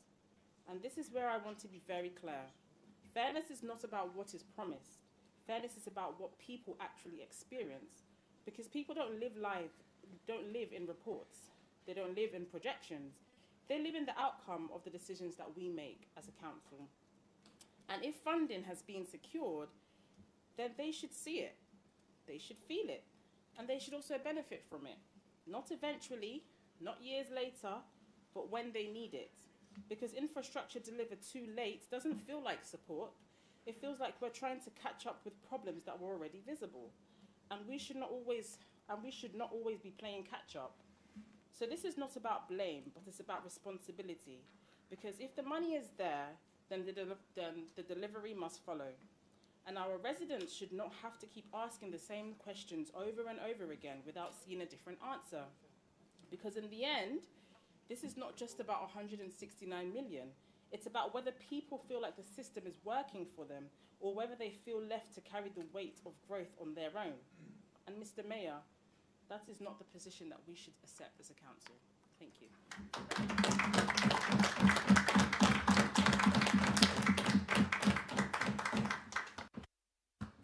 Thank you. Councillor Headley. Thank you, Mr. Mayor. I won't take up too much time because the Conservative leader covered off the point about distraction. But Councillor Smith, as a county councillor, should know 106 money can't be spent on potholes anyway. Several of you mentioned potholes. The other point that I would make is there is no ability for the money that county hold to earn interest. That was also mentioned. They can't. And if they did, it would have to go back to the developer if the scheme didn't go forward. Now, as you will know from my declaration of interest, for my sins I chair audit and standards at county, there is a Labour member whose seat is always empty on that committee. And we grilled officers that deal with 106 agreements for 2 hours 2 or 3 months ago. The Labour councillor would have had an opportunity to ask questions of those officers who work diligently with the planning officers here to develop those schemes. The fact that Labour failed to take up their position on that committee needs answering. Thank you.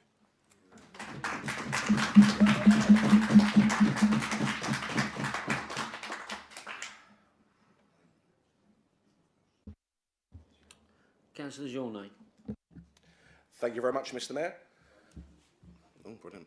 So, firstly, I just want to say thank you to all the councillors retiring and departing, and to Basildon Labour, thank you for warming the seats for a Reform UK-led administration come May.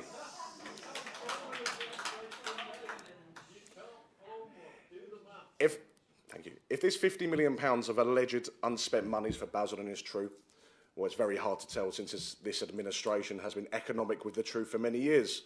Waitrose in Wickford as an example. If that money is genuinely available, we will build the schools, health hubs and use that money to improve local infrastructure under a Reform UK County Council. I can also proudly announce that under a Reform UK Essex County Council, we will also be filling every single pothole. In just 9 short months, yes, they can laugh, but it's true, in 9 short months, Reform UK has fixed 117,000 potholes across the country in our county councils. And if Councillor Emma Callaghan thinks Reform UK is going to curtail LGR, here is some breaking news for her and the rest of the chamber. Reform UK will deliver LGR in line with statutory requirements. And as I've been saying for a long time, Mr. Mayor, it's time for change. It is time for Reform UK. Thank you.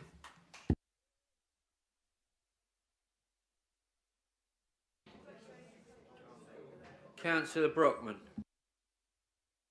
And then Councillor Callaghan once Councillor Brockman's finished.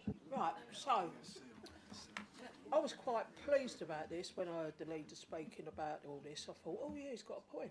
He's really got a point. And then he turned it into a party political broadcast. Bless your heart, you did. Then Andy Barnes gets up and he does the same.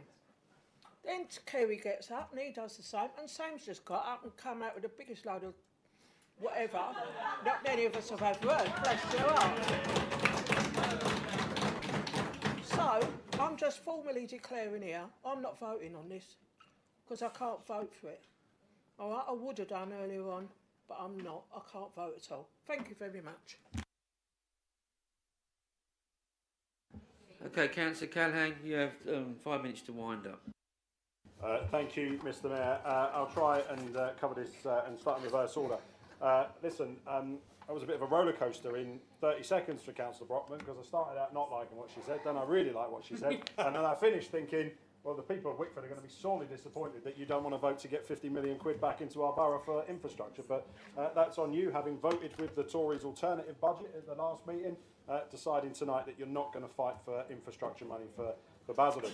Councillor Headley made a couple of points which I think are interesting. The first is that clearly he doesn't understand, after all these years on the county council, that part of the 106 monies is around spending on the public realm. And when the public realm is around road improvements, you can use that money for filling the potholes. He said that if the interest is accumulated and the development doesn't go ahead, it goes back to the developer. So I will be asking a very interesting follow-up question as to how much money Essex County Council have been paying back to developers over and above the money that should have been spent on infrastructure. So thank you for that little nugget. Councillor Joseph is right to say that residents should see it and feel it, and to ask, where is it? I mean, we've seen where's Wally tonight, but we need to see where this infrastructure is as well. Councillor Smith, again, the interest point. I'm sure he's already sending emails off to Essex County Council to find out where that interest is.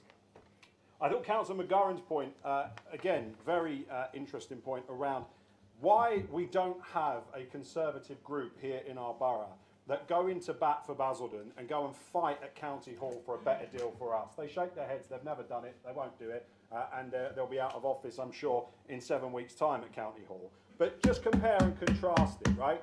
Because here in Basildon, in the last 2 years, we've gone into bat, I've gone into bat for Basildon, and I came out with £40 million in pride in place money. They roll their eyes at £40 million, right? And they can't bring themselves tonight to go into bat for the £50 million of infrastructure money that we should get, that we're after. Councillor Emma Callaghan was right to talk about the two-tier system and the issues there. And also, I think, again, I'll be in the Daily Mail over this, I'm sure, because they got this wrong last year as well when they went for me. Schools in our borough, particularly north of the 127, are full because people from south of the 127 are travelling north every single day to send their kids to those schools. And that is because we haven't been building the schools south of the 127 that the infrastructure money is there to do. Whether it was Gloucester Park and the development there, where the Tories built all over Gloucester Park, whether it was over at the School Avenue estate in Langdon, whether it was the Redrow estate behind the hospital. This side of the A127 has not had its fair share of education contributions, and that is why those children are in schools north of the 127, and that is a critical point because so many car movements happen before 9 o'clock in the morning and after 3:30 of an evening with people travelling unnecessarily around this borough. Councillor McGeorge was right to talk about how health infrastructure is being overlooked, and I have to say here, I have sympathy particularly for Note Bridge colleagues because of the issues there when we're talking about more infrastructure there. Their GP surgery is underperforming and it is under huge pressure. And what I hope is that the applications that have gone through now in and around Note Bridge, that the NHS utilises the money that the developers will pay in order to improve those GP surgeries there. Councillor Genet, I tell you what, this is gold dust, this. Reform UK are going to fill every single pothole in Essex, apparently, right? Okay, they haven't got the money to do that, and they're not going to have the money for the next 10 years in the budget to do that. But that's a commitment tonight that they are going to fill every single pothole. Clearly, mathematics is not. Yeah, 169 million. I'm going to get to the 169 million from Councillor Barnes's contribution in a moment as well. But let's just understand. Essex County Council, it's actually cheaper for them to pay out in claims than it is to actually go and fix the roads because of how bad the roads are in Essex. And if you have left them to rot like they have for the last 25 years, the bill goes up and up and up. But again, as Councillor McGurran pointed out, this idea that with 14 seats up for election and only 12 games, I think it's 12 games, because I'm not entirely sure if Councillor Shields is still a reformed councillor tonight. There he is, he's all by himself over on those benches, because I think he can't even keep a group of two together. But there we go. And here we have a situation where he's trying to claim that he can win 22 seats at the election in May when only 12 are available for him. We all know this is just going to be a case of propping up Councillor Barnes and the Tories to come back into Basildon. And listen, Mr. Mayor, finally on Councillor Barnes's contribution. He says no one believes a word we are saying about infrastructure, but I have to say, I see the Taylors are in the back there. I hope that they're doing well. They must be livid because they turn up every Wednesday night at these planning meetings and they make their speeches about the infrastructure and about the fact that there is no infrastructure, and then the planning members tonight don't even bother standing up to make the case for the infrastructure. 169. Thank you. We don't have a conversation here. And Councillor Callaghan. Councillor Callaghan, could you round up, please, with a motion? I don't want a debate across the chamber. Excuse me. No, she's not good.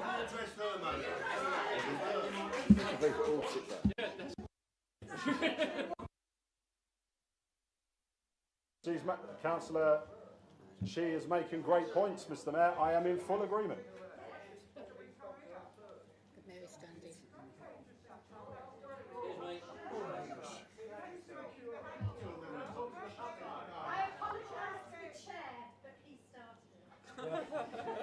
I did. That is true.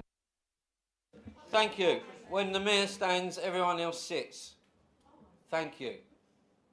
Now I will have control of this meeting. Carry on in a respectful manner. Your time is up, Councillor Callaghan. I will give you 20 seconds to wind up. Thank you. Mr. Mayor, the final point I was going to make on Councillor Barnes's contribution is that he says the £169 million, in his words, is allocated to be spent. Nobody is disputing that. Everybody on this side of the chamber, everyone in the county of Essex understands that every penny of a Section 106 agreement is allocated to be spent on a certain thing.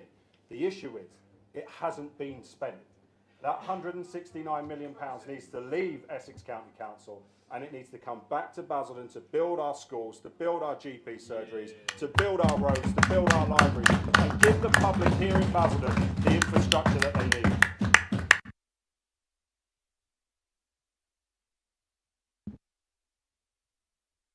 Now be put to the vote. All those in favour of the motion, please show.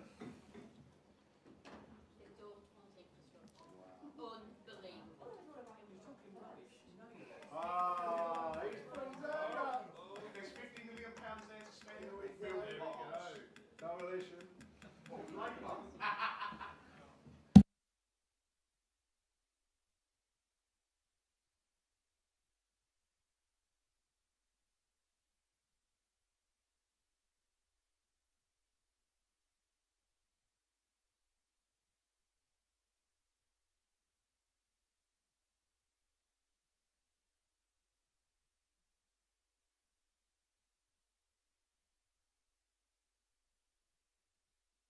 All those against?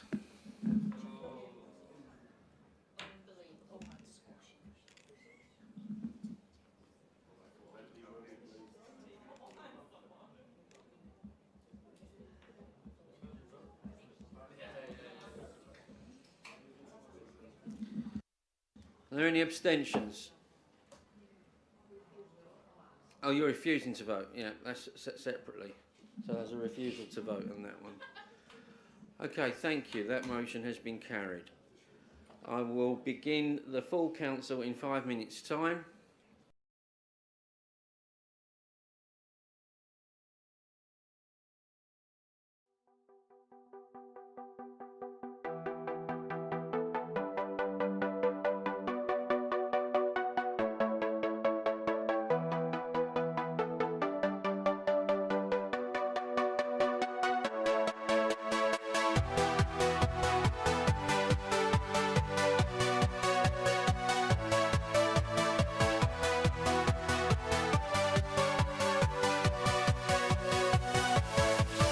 Yeah.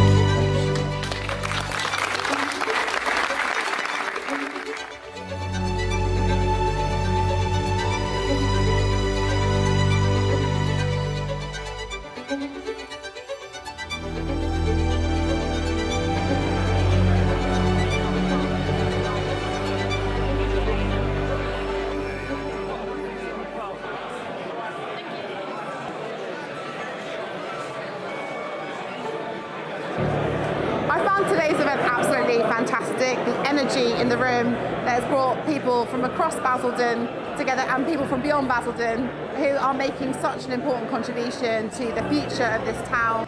We're developing a hospital in the Eastgate, and that's really about developing the whole centre, and it's really inspiring to know there's that much support for Basildon as a town. Tonight really culminates a lot of that good work, especially having the Housing Minister here to show the seriousness of the project and how well backed it is from a central government point of view. The biggest revelation for me today has really been around how we're going to get things done. I think it's been really, really exciting today to see all the different stakeholders come together, all the different kind of people in the room that you need to do effective placemaking. You could sense the energy, and I think what Gavin and the team are seeking to do here and what they've already started to do is paying dividends. So to be part of that process as a major house builder, I think is really positive.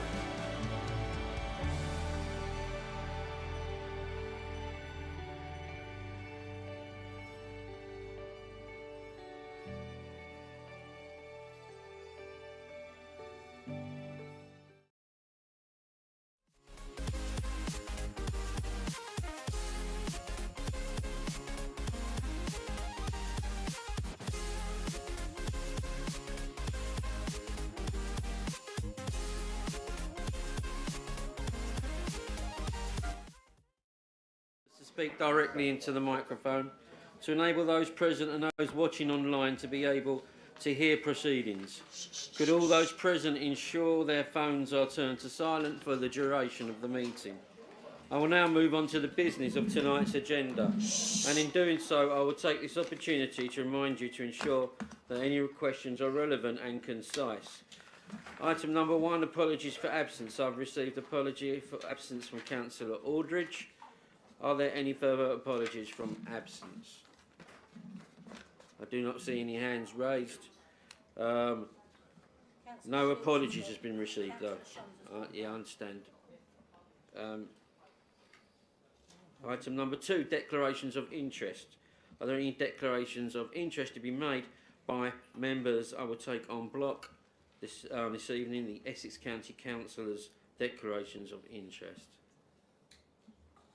I see no declarations of interest. Moving on to item number 3. Do I have your agreement that the minutes of the council meeting held on the 12th of February 2026 are a true and correct record? I seek general consensus. Who nods? Yeah, general consensus. Okay, I shall sign that presently. 4. Announcements. I believe there were a number of announcements earlier. Well, there were. But are there any more currently? None. 5. Petitions. I've not been notified of any petitions to be submitted. Number 6. Public question time. 30 minutes maximum. There have been 3 questions from the public. The procedure shall be as such that residents present will approach the mic, ask the question as written. The cabinet member will respond, and then the resident will have 1 supplementary question. The councillor will respond, and the resident will return to their seat. That is a procedure for public questions. Question number 1 from Miss McEwen.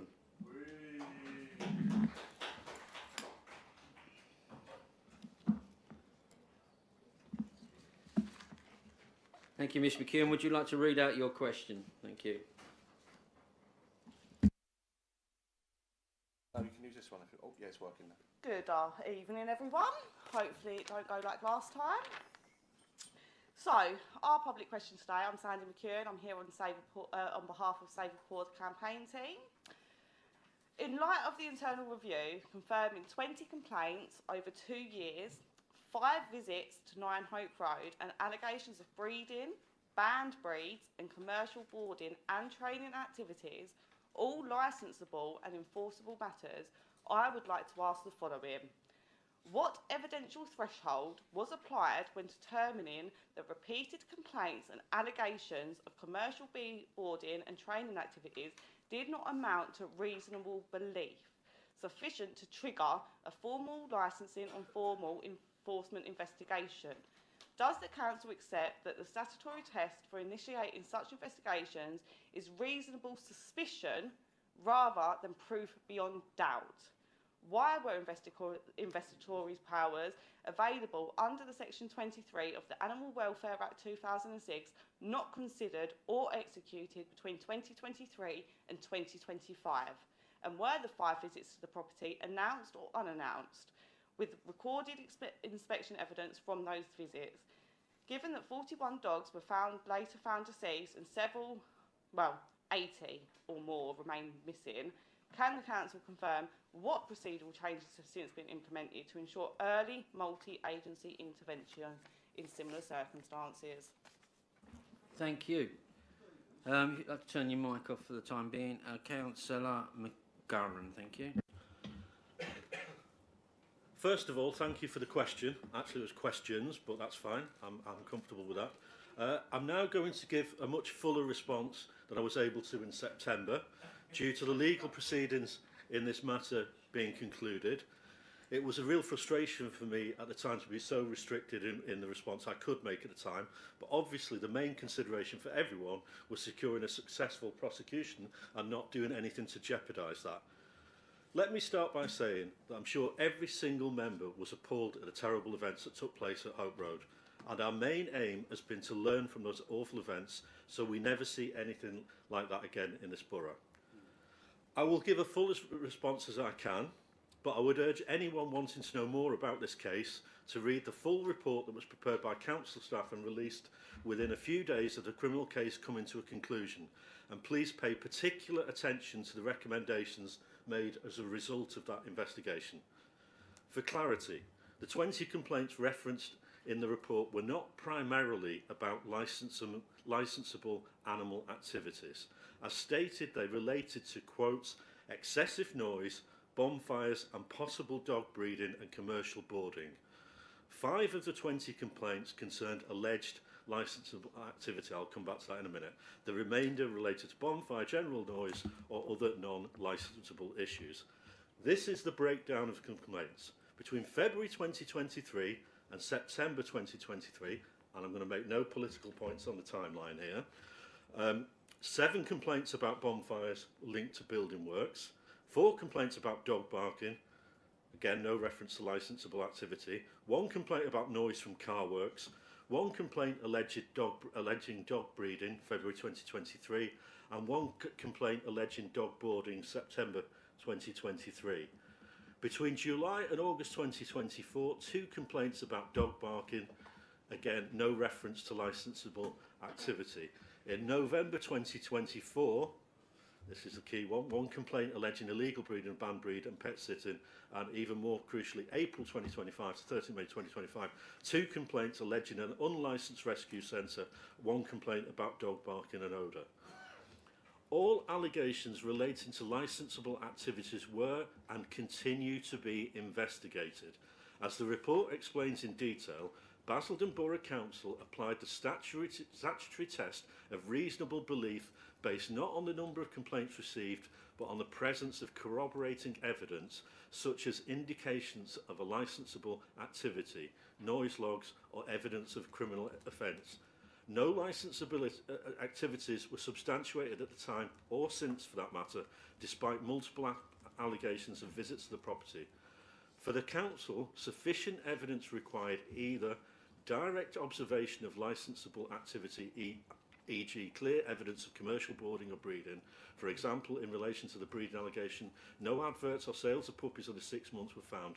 A Data Protection Act request to Pets for Homes confirmed no listings, or alternatively, documentary or other supporting evidence from complainants such as logs, recordings or proof of trading that could substantiate the allegation. As neither form of evidence was available, the threshold for formal enforcement action was not met. Complainants were asked to provide noise logs or recordings, but unfortunately none of these were supplied. I regret that bitterly, but that is the fact of the matter. Matters involving potentially banned breeds fall under police jurisdiction, and all such allegations were referred accordingly. Dog training service and pet sitting carried out in an owner's home are not licensable activities under current regulations. The Council's enforcement process for licensable activities follows a stepped approach. The initial aim is to inform and encourage the operator to obtain the appropriate licence so they can actively be regulated. If they fail to do so and continue the activity, escalation to formal enforcement is then considered. In terms of the second element of the question, inspectors or police may apply for a warrant under Section 23 of the Animal Welfare Act 2006, but only where reasonable grounds exist. The Council's ability to exercise Section 23 powers is discretionary, and it does not hold dedicated resources for this type of enforcement activity. By contrast, the Council does have statutory responsibilities and dedicated resources for animal welfare matters that fall under the Animal Activity Licensing Regulations. However, rescue centres and rehoming operations are not currently included within the scope of these regulations, meaning they do not fall under the Council's licensing, enforcement or routine inspection framework. The report makes clear that Basildon Borough Council... Sorry, I've lost my place, just bear with me a second. Sorry, just bear with me.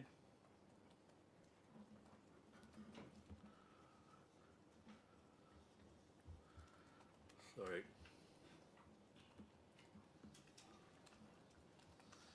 As I said, it is quite a lengthy answer, but I do want to deal with as many issues as possible. The report makes clear that Basildon Borough Council treated reasonable belief grounds as dependent not on the volume of complaints, but on corroborating evidence as evidence of licensable activities, such as noise logs or criminal offence. Environmental health officers carried out unannounced visits in response to the allegations received. These inspectors did not identify any evidence of wrongdoing or the indicators that would normally support complaints. Officers recorded no bonfires alight when they visited, no dog barking or noise nuisance, no odours, no evidence of licensable breeding or commercial boarding.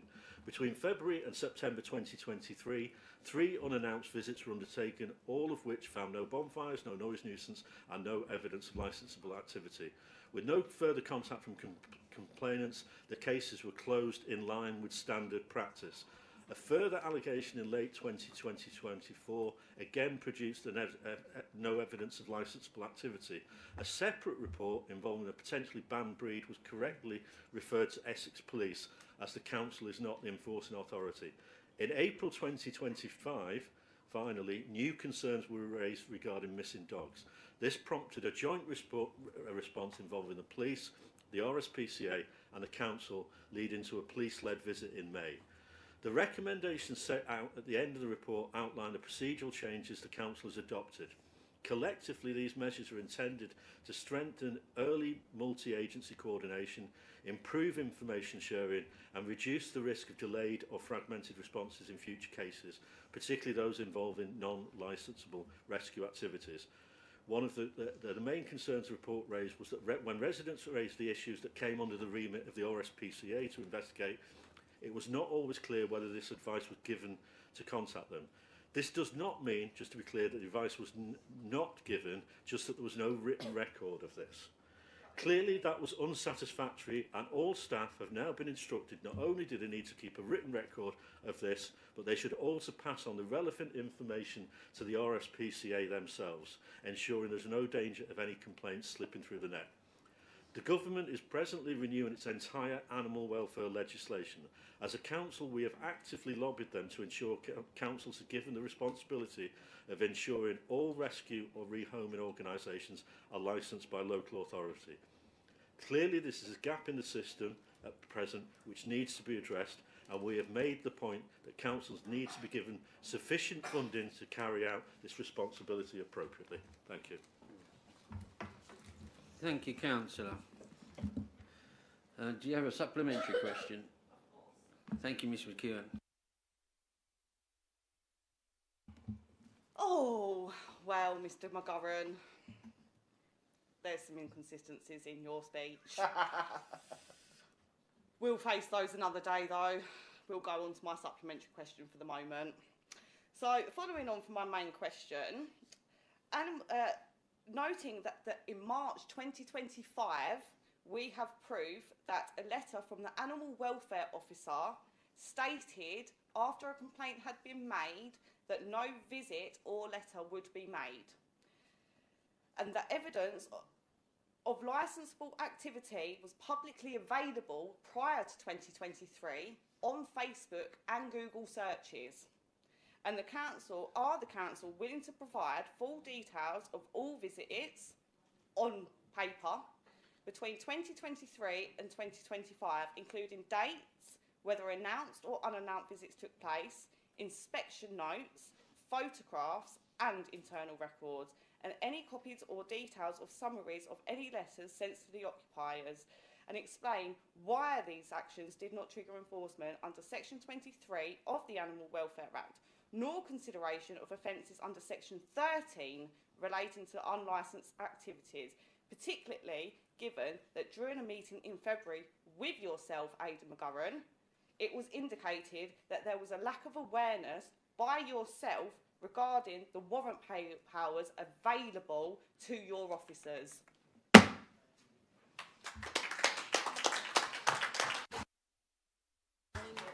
Councillor Callaghan. Thank you.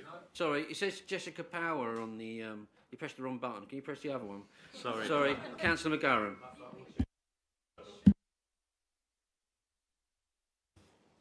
Yeah, well, I think, I gave a very comprehensive answer, dealt with the complaints that we received, how they were handled, and the council's position on that, and also the important recommendations that came out of that, making significant changes to how we operate in the future.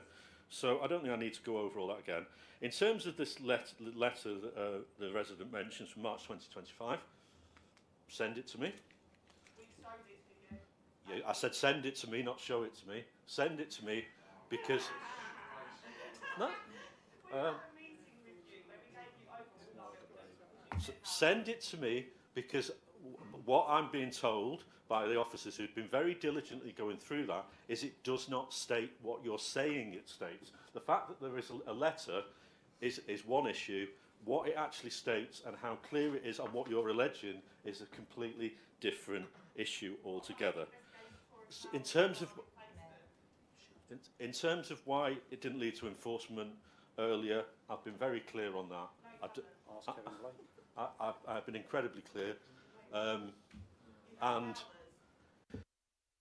sorry, I'm just going to intervene there. You let him finish in answering his questions, okay? Councillor McGurran. Sorry, I refrained from making a political point. No, I have. I've studiously avoided making any political point. But the truth of the matter, you're going back from 2023. I wasn't here in 2023.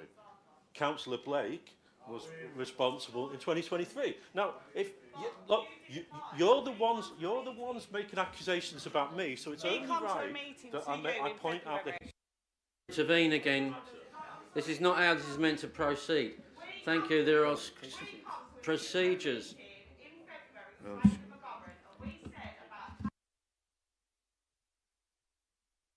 Have the powers to get a warrant and inspect properties. You didn't even...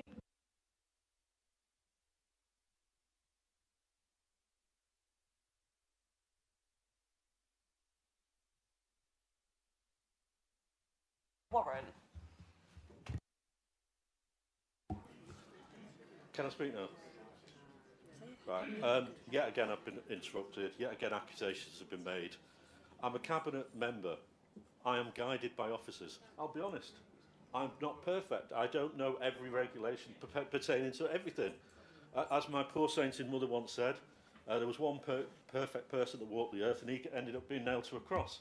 So the fact is, I seek guidance from officers and I ensure that then that procedures are followed properly. Now, like I say, there's a very detailed report. It explains the timeline. It explains what we've got. But I think I understand the frustration about what happened to the dogs. Of course I do. I think we all do.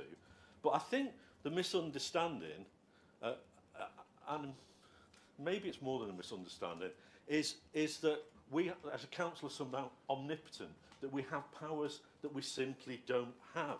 We have to operate within the regulations that exist and provide evidence to support them. We can't just storm into someone's house because we want to.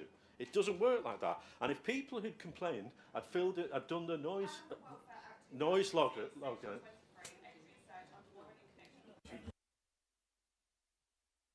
Of the piece may be on application of inspector or Thank you. Or a We've had constable to one enter premises. question and one 2. answer. The power to issue a warrant under subsection 1 is exercisable only if the justice I'm going to ask you to resume your seat. A. That there is reasonable grounds for believing relevant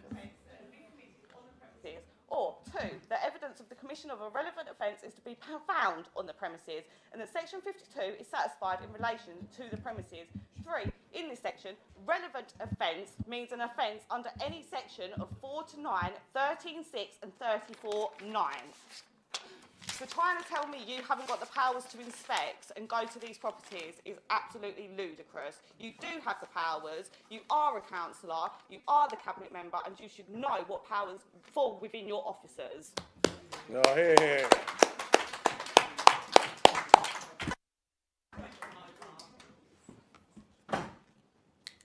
Right, finally a wrap up, because it's been a rather lengthy answer. I've answered all the questions. I don't feel I need to add anything more to it.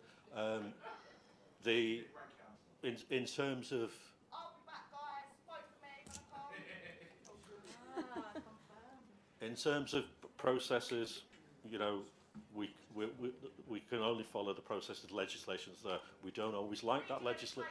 We don't always like that legislation, and people don't always understand that legislation. But we can only follow the legislation there. My final point would be that the leader and the chair of licensing have both lobbied the government to give us the powers to license and look after rescue rehoming centres, and that would be a major step forward. So that's what we want to do. We could argue about what happened all day long. It's not going to get us anywhere.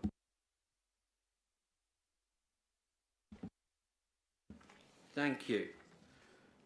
Question number 2 from Councillor Jack. No, not Councillor anymore. Mr. Jackman.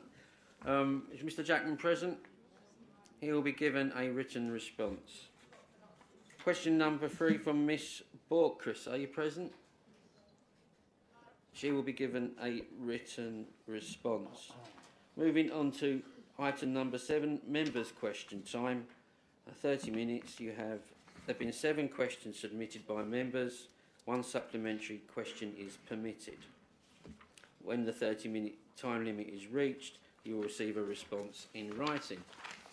Question number 1 is from Councillor Eunice Brockman. Would you like to stand and read your question, please? Thank you, Mr. Mayor.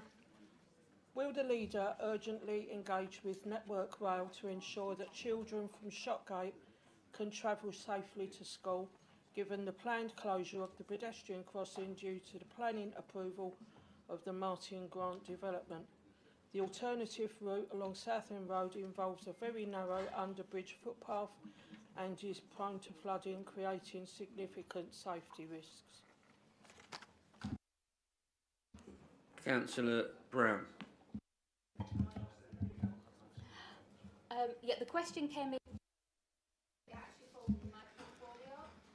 I'll be answering the question if that's okay, Eunice. You're absolutely right to raise this issue. When we're looking at the safety of people's travel, whether that's kids going to school, people going to work, people jumping on a train for leisure, going to a football match, whatever it might look like, it's important that that area is safe. I think what we need to recognise is that area has lots of safety issues right now that Network Rail themselves have flagged up before any further development was taken place there. It's identified as one of the most high-risk crossings within our region. So it is an area that Essex County Council as highways and the Network Rail are highly aware of as being a danger spot, if you like.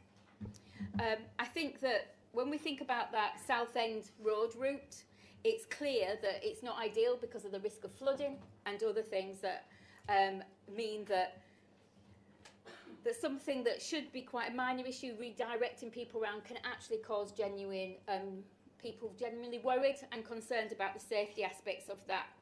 But I think we need to be clear. You're asking us as a council tonight whether or not we will engage. Yes, we will engage. We have engaged and we continue to do so. Our planning team have continued to engage with all people, all the stakeholders that are involved in that. So that's Essex County Council, that's Network Rail, that's the developer. But I think what we really need to be clear about is who ultimately the responsibility is for ensuring that whatever route is taken round there is safe, and that is Essex County Council highways. So I think as a highway authority we need to be clear who we need to be questioning and who we need to be having those conversations with in order to ensure that that pathway is wide enough, is safe, that that flow of traffic is clear, and that it is marked in a way in which children and adults alike are able to cross there safely. So I think what I'd say is, yes, the development is going to add to that, but at the moment, as a council, I want to assure you, we are engaging with Network Rail, we are engaging with the developer, and predominantly we are engaging with Essex County Council that ultimately make the decision about the way in which that's going to flow.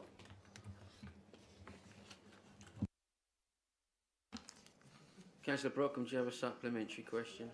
Thank you. Thanks for that, Adele. Yeah, it was really good. Shame that Gavin couldn't get up and do it himself, but there you go. All right, go on, let me have a go at you. Right, so will you agree, Adele, to get in touch with Martin Grant Homes and ask them not to lay any bricks or start building until such time as this is dealt with, and not have anyone moving in that area, please?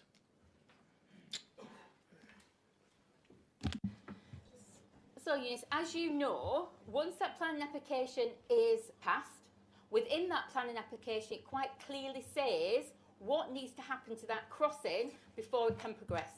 The decision about where it's triggered and what happens around that crossing, what that looks like, all comes down to highways. We as a council cannot determine when a developer can and can't build because of a road crossing and that junction, which we've identified as somewhere Network Rail and Essex County Council already acknowledge is a very dangerous crossing for children and adults alike.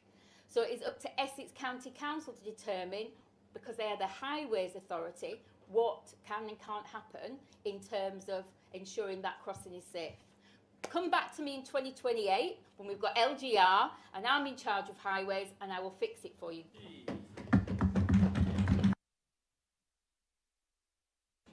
Thank you. Question number 2 from Councillor George Jeffrey to Councillor Kerry Smith. Would you like to stand and read your question? Thank you, Mr. Mayor. What is the council doing to tackle antisocial behaviour in our parks that will make them safe for local families? Councillor Smith. Thank you, Mr. Mayor. And before I forget to say congratulations with your retirement and that of Stuart Allen, either one of you can politely indicate, and I'll be your best friend if you was last week's Euro Million lottery rollover, because they won't say you won that 181 million. If it's either of you, I'll be your best friend. Right, now it's on to serious stuff for Councillor Jeffries. I want to outline the work the council is doing to tackle antisocial behaviour in our parks and open spaces, and how we are working to ensure these areas remain safe, welcoming and enjoyable for all. As many of you are aware, we have introduced the borough-wide Public Space Protection Order, or PSPOs. This is a key tool that gives us the legal framework to address behaviours that negatively impact our public spaces and the people who use them. Under this order, a number of activities are prohibited across several parks. These include the illegal use of motor vehicles, antisocial cycling, forgive me, I'm not speaking Cockney here, pony and trap activity, and alcohol-related antisocial behaviour. The PSPO is in place until March 28 and is reviewed annually to ensure it remains fair, proportionate and effective. Where breaches occur, enforcement action can be taken. This may also include fixed penalty notice or fines of up to £1,000. Importantly, the Public Space Protection Order also gives authorised officers additional powers to respond more effectively to incidents of antisocial behaviour. Of course, enforcing rules in open public spaces is not without its challenges. It is not always easy to identify or stop individuals. However, the presence of the Public Space Protection Order alongside clear signage in our parks acts as a strong deterrent and sets out clear expectations for behaviour. Central to our approach is a partnership working. We are continuing to strengthen our collaboration with the police, housing providers, and other agencies so that we can respond to issues in a coordinated and targeted fashion. We have already seen the benefits of this approach in several locations. At Wesley Heights, for example, we responded to reports within a protected site where individuals were constructing a bike track. Through partnership action and engagement events installed warnage signs, briefed police teams and increased patrols. Following requests from Councillor Emma Callaghan in Northlands and Councillor Pat Reid and Councillor Mike Baker in Northlands Park, where illegal vehicle access has been a persistent issue, we have worked closely with residents and ward councillors to explore preventative measures such as closing access point, joint action days with the police, and have supported both enforcement and community engagement. We are now making use of drone technology to identify offenders. At Markham's Chase, reports of aggressive riding led to targeted intelligence work, allowing us to identify those responsible and take action in partnership with housing providers.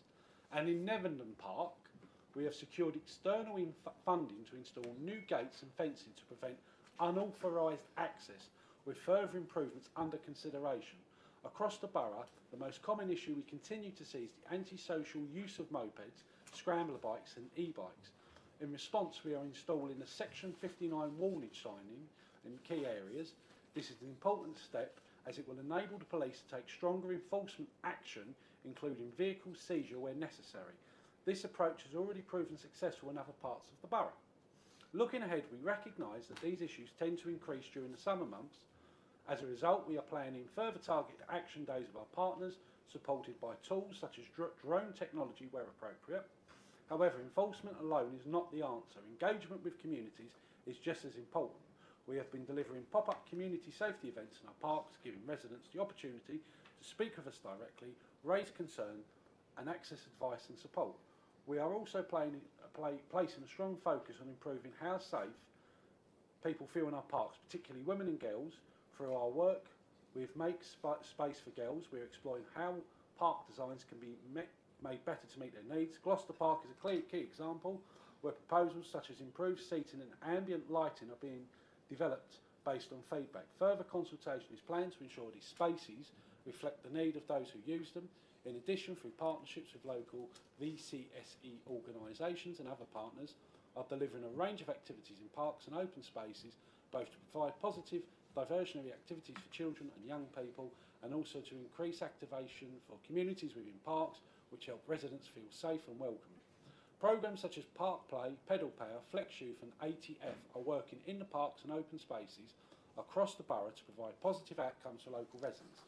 This has been a focus area for the Find Your Active Basildon partnership, with our work in Northlands Park being presented as a national conference and captured with academic publications. Ultimately, we know parks feel safer when they are busy, well used and inclusive. That is why we continue to support initiatives such as Park Play, Park and Park Run, and encourage positive activity, strengthen community connections and increase natural surveillance. In closing, the Public Space Protection Order is just one part of a wider, balanced approach bringing together enforcement, prevention, partnership work and community engagement. Together these efforts are helping us create parks not only safer but places where everyone can feel confident, comfortable and welcoming. Thank you, Mr Mayor. Thank you, Councillor. Thank you, Councillor Smith. Councillor Jeffrey, do you have a supplementary question? I do. Thank you, Mr Mayor. I thank Councillor Smith for that comprehensive reply. As we saw earlier this year with quad bikes tearing up Netherden Park, captured by my colleague Councillor Myers, this is not actually an isolated issue of antisocial behaviour in Wickford's parks, and actually on the same day those vehicles were seen driving through our high street in an antisocial manner, which was putting residents at risk and undermining community safety. Now, given that, can the Cabinet member ensure that funding secured from the Police, Fire and Crime Commissioner, Roger Hurst, is delivered without unnecessary delay? Furthermore, will you commit to ensuring that once secured, the investment is implemented swiftly, and that their team works proactively with Essex Police to deliver robust, sustained action against antisocial behaviour that is preventing residents from safely using our local parks? Thank you. Thank you, Mr Mayor. To answer the first part of his question, whatever crumbs we get back from Roger Hurst, we gratefully accept and use them without any hesitation, because we can't ask for more when we don't use the crumbs we get. So you have no fear there. The incident he refers to, I did raise that as an announcement at a previous meeting of Full Council, but we couldn't talk about your question at the time, other things had happened. There are certain items that I can't go into. Just think I'm like Pete Hegseth and you're asking who we're going to hit in Iran next. But I will repeat what I said at that meeting of Full Council. I'd like to thank that police officer who took injuries to his person, because the reason why we use drones, it is the policy of Essex Police's Chief Constable that officers will not chase after these little tykes, darlings, whatever you wish to call them, if there are motorised vehicles, because of health and safety concerns. But I had a deep conversation with the borough commander at the time about that unfortunate incident in Evandon, and the police acted promptly using drones. But I'd always say to members, contact me. This evening, when we had our break, Councillor Mordecai came up to me and said there's an unpleasant alleged incident in Billericay, people using phones. I won't say anymore because we want the appropriate people to be able to act on it, and it's just, we've got the wheels moving. So, whether or not, elections or not, I would say to members, if there is a problem, drop me a line and I'll get in touch with the relevant officers, because your intel is very, very important and it helps to fight crime. And I would always say, if anyone's watching, if you know something's going on that shouldn't be going, there's Crime Stoppers. It's anonymous. Any resident can make a complaint there and the police can look into it. Thank you, Mr. Mayor. Thank you, Councillor Smith. Question number 3 from Councillor Pat Reid to Councillor Adele Brown. Would you like to stand and read your question, please, Councillor Reid? Thank you, Mr. Mayor. Could the Member for Housing and Infrastructure update the Council on what this administration is doing to increase the supply of homes for local people across the Basildon Borough, please? Thank you, Councillor Reid. For as long as I've known Councillor Reid, housing has been at the forefront of every question that she's brought to our Labour group. And it is something that she constantly reminds us all that is the most important thing we do in this borough, is to provide homes for families. And so I want to talk a little bit about that part of my portfolio, which is about homes and housing and why it's important and how we're trying to increase that supply across the borough. Because it's what drives all the officers who work in that section, and it's what drives that part of that team. We are continuing to bring new homes forward across this borough. Since May 2024, 383 homes were granted permission, and up to March 2025, a further 947 homes between April 2025 and March 2026, with a further 417 homes recently sought approval. Since May 2024, we have brought forward 470 affordable homes have been given permission, and there are a further 200 shortly to come forward. This means we have more homes for local people. We have more homes that local people can realistically afford. Affordable homes comes under many different guises. It comes with reduced private rents. Sometimes it's shared ownership. Sometimes it's reduced first-time buyer discounts. Sometimes it's social homes that the council operate and own. And we have sought to get a mixture that reflects the housing market that we have here in our borough. And just as importantly, we want to make sure that the homes that are brought forward are able to be accessed for the people that live within this borough. And that's why we have brought forward that Basildon First Home Charter that Councillor Jess Powers talked about earlier. We have now had approximately 2,700 homes where the developer has signed up to that charter. That is significant because that's 2,700 homes that are going to be marketed to people within this borough first. We're still trying to deliver more directly, and we're looking at some of the important things around providing council homes. We all know we've got around 4,000 families on that waiting list and we don't have enough homes, and we have a programme that over the next 10 years we're going to ensure those homes come forward. But we have up to date 227 new council homes. We've acquired council homes into our stock, and we're going to continue to do so. Like I say, in the next 5 years we're going to have around another 2,000, and we're going to move forward over the next 10 years to ensure that 4,000 waiting list is down to 0. Temporary accommodation has also been something we've focused on. We don't think it's right that families live in bed and breakfast accommodation outside of this borough, and therefore we've been very proactive in buying up homes within our borough in order to ensure that those families have a long-term home within the borough. We introduced a new officer to our council looking at properties that were empty across the borough and trying to get those who own those properties to rent them out and to be able to have families use those homes that were presently empty. And in a very short time, in less than 6 months, we've already brought forward 27 homes that previously had been very long-term empty. We also believe that it's important that the housing stock we have, that we invest in that, and that we invest the money from the HRA to ensure that the supply of homes, that homes do not fall out of that supply because of disrepair, but people can live safe and decent homes where families can thrive. I'm conscious of the time, so I'm just flipping through. In the pipeline, obviously, we have our local plan. Our local plan ensures that we can deliver the homes that this borough needs, not just today or the next 5 or 10 years, but for the next 30 years.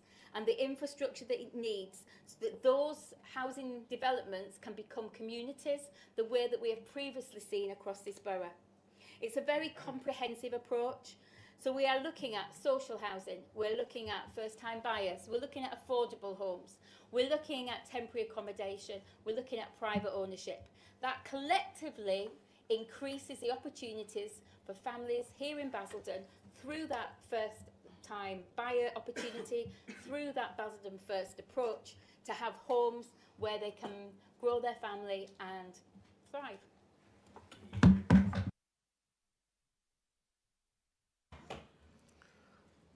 Councillor Reid, do you have a supplementary question? Thank you. Thank you, Mr. Mayor. As councillors, we all have casework, and I have several bits of casework where people email me saying their families or members of their family have been on the waiting list, but other people seem to be getting houses before them. So I know you've told us, but can you please reiterate what assurance do we have that these homes will be for local residents first, and in particular those who are on our waiting list? Thank you. I'd be really remiss if I didn't mention Councillor Webb and Councillor Baker and the way in which they run the Housing Scrutiny Committee. Over this last year, we have re-looked at our allocation policy, we've re-looked at the way in which our residents can bid to become tenants, the way in which they can enter that first waiting list. We know that we have the 7-year rule, and what we try and ensure is that all residents are treated fairly and with dignity, and that is why we have those policies in place, and that's why we have the Housing Improvement Board that is looking at how we can ensure that our policies are reflective of what we need here in the council, why we have that scrutiny committee that Councillor Baker chairs and that Councillor Webb is the vice chair, to ensure that those people on the waiting list, that it is a fair system, that it is a recognisable, well-known system, that it's transparent, and that our officers treat people fairly and with dignity. But you can be assured this administration wants to build more council homes, wants to ensure less families are on that waiting list, wants to remove families from temporary accommodation, and are doing everything we can to ensure that that happens. Likewise, the Basildon First Charter allows churn. The fact that we are building more homes, many of which are for private rent, not just for people to buy, means that people who are presently in council homes may decide that they want to have a shared ownership scheme. They may decide that they're going to come off the waiting list and move into private rental because the opportunity is there. So we are providing opportunities in every part of the market. Thank you.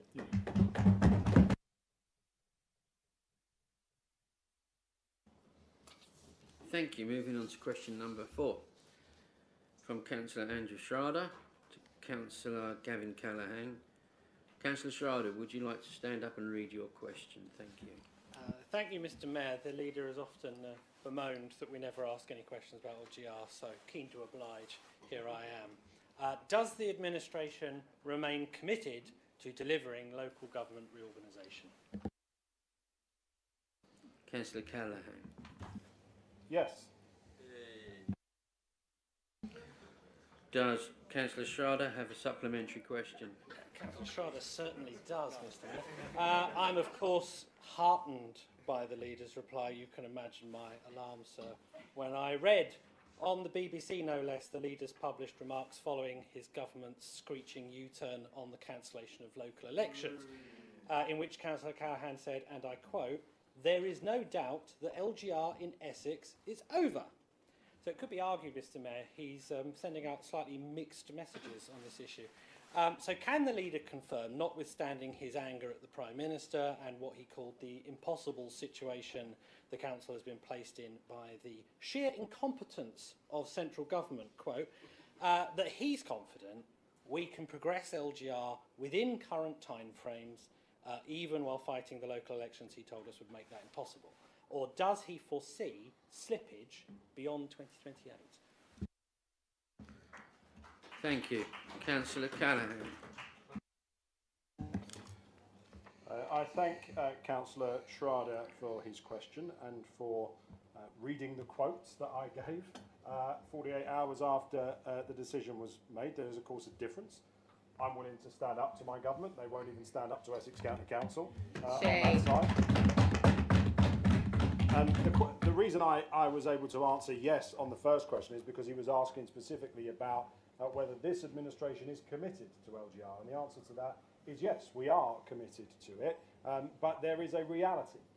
And the reality is, if I am being honest with you, that I think that this is going to become more difficult as we move beyond the election on the 7th of May. Now, the reason we are committed to it, as I have said previously, residents are always staggered, including just last night at a public meeting I held in Vange, when I explained that over 2/3 of the council tax that we collect every single month disappears out of Basildon Council and heads off to Chelmsford. It is a complete and utter nonsense. We have spent an hour and a half tonight debating about money that is for Basildon that should be being held here in our accounts that can then be spent locally. That is not. It's up in Chelmsford. And Bewley Park is looking wonderful with a brand new bus service for children in Billericay to head off into Chelmsford. We've got the Lords and Ladies projects in North Essex being funded whenever they like. And here in Essex, in South Essex, we are seeing our roads and our infrastructure crumbling and outcomes getting worse for our residents.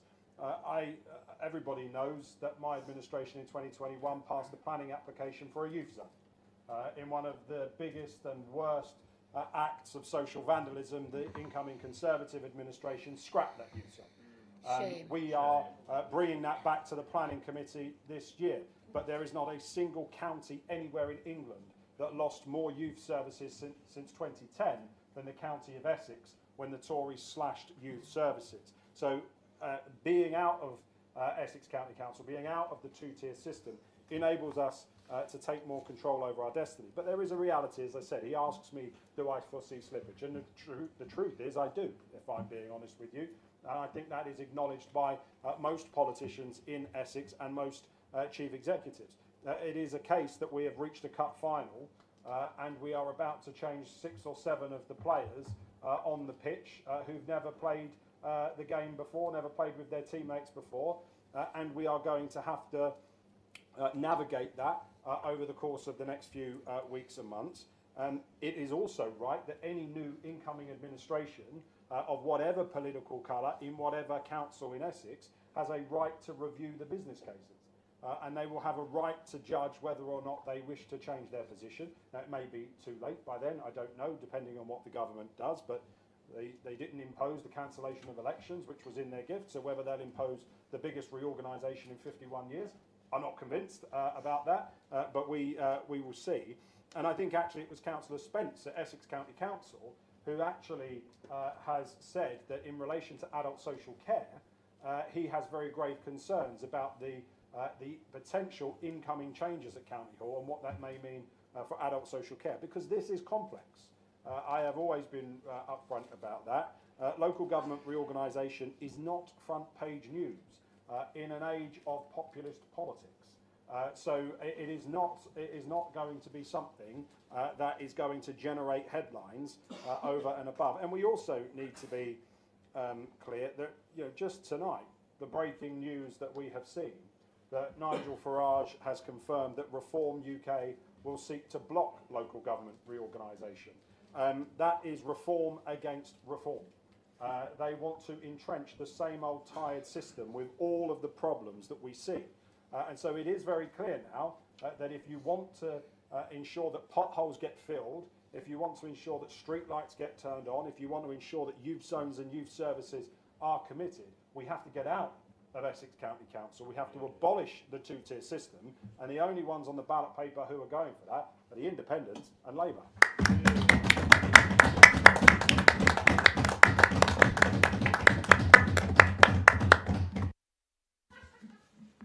Thank you. Moving on to question number 5 from Councillor Schrader to Councillor Jessica Power on Langdon Town Centre. Would you like to stand and read your question? Thank you, Mr. Mayor. I'd like to ask the Cabinet Member for Regeneration, can she provide an update on the regeneration of Langdon Town Centre? Thank you. Thank you for your question. And I do share the residents' frustration and the frustration with how slow this has been, how many times the Langdon regeneration has been delayed. But it is continuing at pace, and just a few weeks ago did see the opening of the new Lidl on site, offering a modern and improved supermarket for the residents. And whilst it is very disappointing to hear that the NHS will not be taking up the new site, we do commit that we continue to communicate with Sanctuary over the changes needed to the planning application.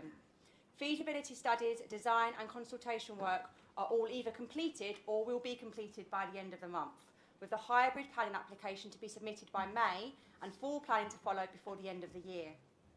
The Council and Sanctuary remain committed to progressing the development and seeing the residents finally get the centre they deserve after many years of delay, including 3 years waiting for a signature on a highways bond. Yet again, another example of Essex letting Basildon down. Does Councillor Schrader have a supplementary question? I do, sir. Thank you. I thank the Cabinet Member for her update. As someone who used to call Langdon home for many years, it depresses me that the rundown shopping centre I remember has been replaced by nothing more encouraging than a hole in the ground with some structures now known so ubiquitously as Langdon Henge. It actually says that now on Google Maps. I think, if I can ask, that she's asking for a lot of credit for moving a Lidl from one side of the road to another. We now know that the NHS have pulled out. Sanctuary have confirmed that they're going back to planning. So realistically, we are years away now. At pace, not quite. She wasn't a councillor at the time. Other members may recall in December 2022, this council passed a motion. It was moved by her ward colleague, Councillor Webb, and it said, if assurances cannot be guaranteed, this council asked the Cabinet to consider contingencies, including acquiring the site to ensure it is developed for the benefit of the local community and the borough. I voted for that. Would she agree with me? We have given Sanctuary and all the myriad owners that came before them ample time to get this sorted. Langdoners need their town centre back. Would she consider taking a report to Cabinet to CPO this site? Thank you, Mr. Mayor. I'm not sure I took any credit for the building of Lidl at all whatsoever. I take credit for getting the highways bond signed and the site unlocked to actually move the Lidl in the first place. Again, I completely understand that my residents are really frustrated with the situation, and so are we as a council. But I cannot discuss a commercial acquisition at this council that is part 2 information and would be a part 2 discussion.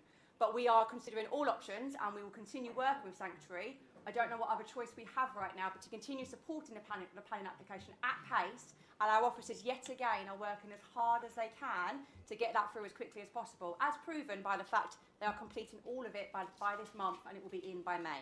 Thank you.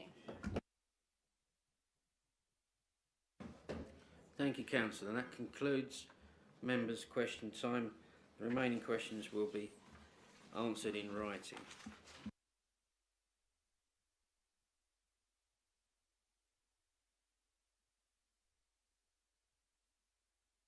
Moving on to item number 8, which is in the reports, action taken on previous agreed motions.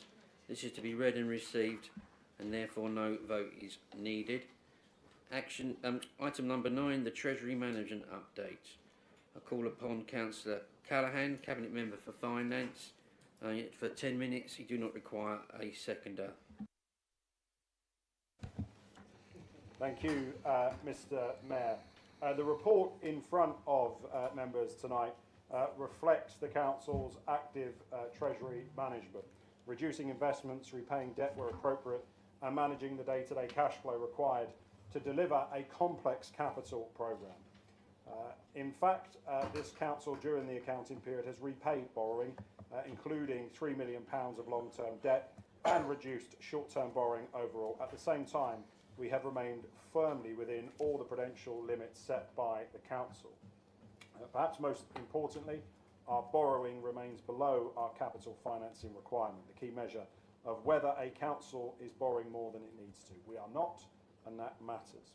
One of the most common misunderstandings in local government finance is the assumption that capital spending and therefore borrowing moves in a straight line, a predictable line, and of course it does not.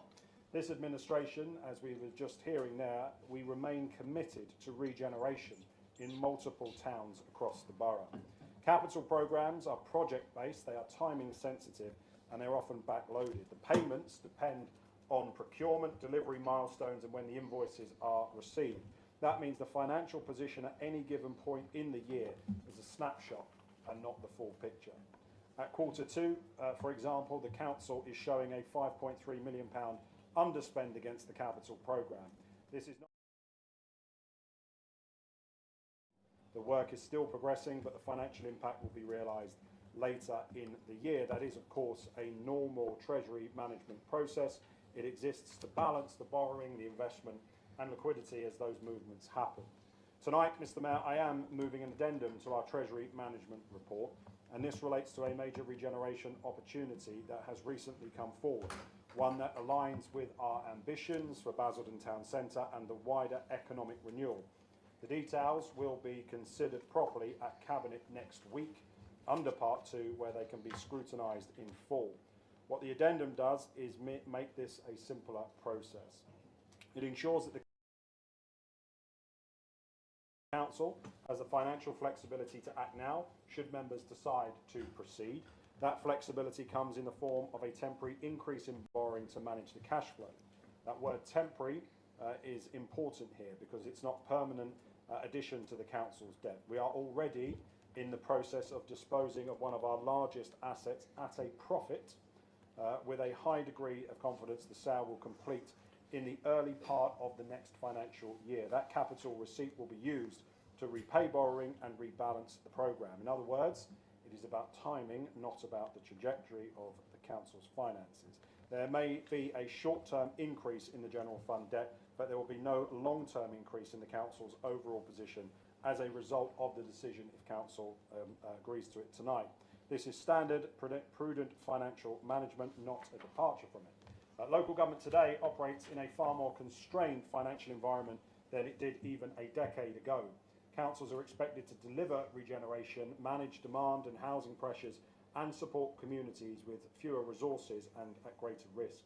That means doing nothing is not a neutral position. It is a choice, and it is a choice with consequences.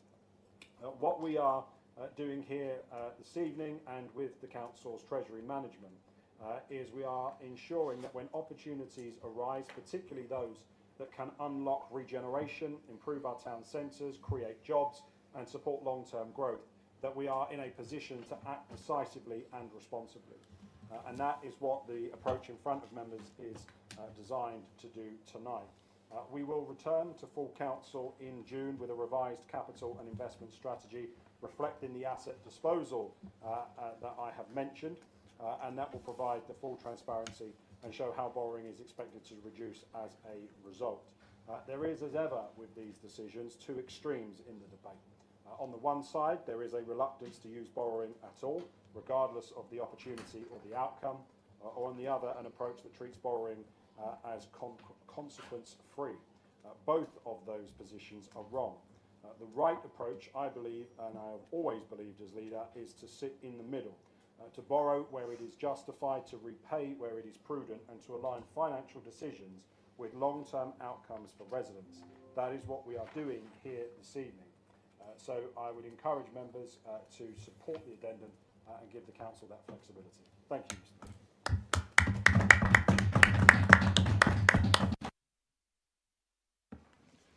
Thank you, Councillor Callaghan. The matter is now open for debate. Anyone indicating? Councillor Turner. No surprise that the Conservative group won't be supporting this initiative. And it should be underlined with reckless, irresponsible, tinged with a hue of desperation from an administration that is facing annihilation at the polls. to actually put this motion, a 20 million decision in front of council with no detail, is reckless and irresponsible. That's what it is, and you know it. Whoever's buying our assets right now, listening to this, would do exactly what Councillor Callaghan charged us with on our alternative budget. A fire sale, he called it. It's nothing of the kind. But right now, if I was buying an asset off the Basildon Council, what would my price be? It wouldn't be the going-in price that you think you can gerrymander, taking a receipt with one hand and buying this asset for another. And are we giving any information on that asset? No, we're not. We know where it is. We don't know, has due diligence been done? Is it worth the money? What sort of state is it in? None of this exists. But here we are, throwing it in at the last moment, a minute to midnight, and saying, don't worry, because Councillor Callaghan is so commercially astute that he knows everything. He knows what's going to happen tomorrow. He knows what happened yesterday.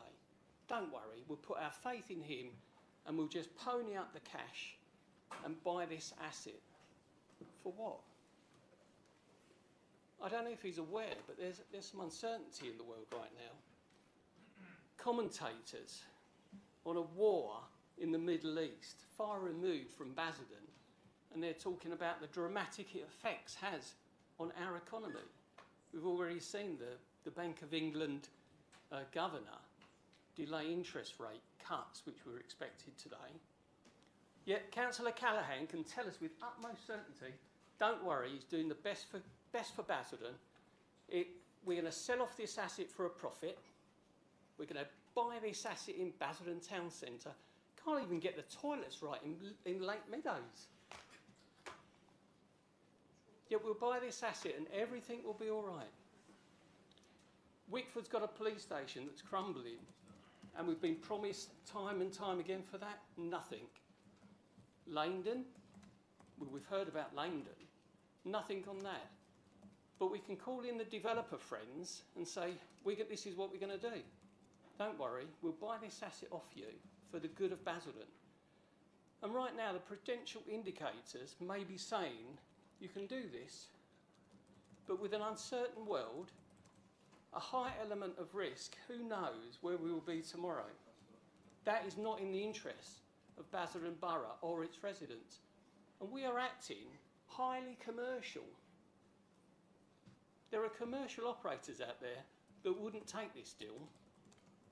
They would turn away. In fact, we know at least one that has turned away from it. Yet little old Basildon Borough, with its 700 million debt mounting, and growing by the sounds of it, we can do this because we've got all these assets. And one of the assets they'd like to pony up is the housing revenue account. Good luck with that one, because you won't be able to access that in any way, shape or form. And if you do sell it off, the debt goes with it.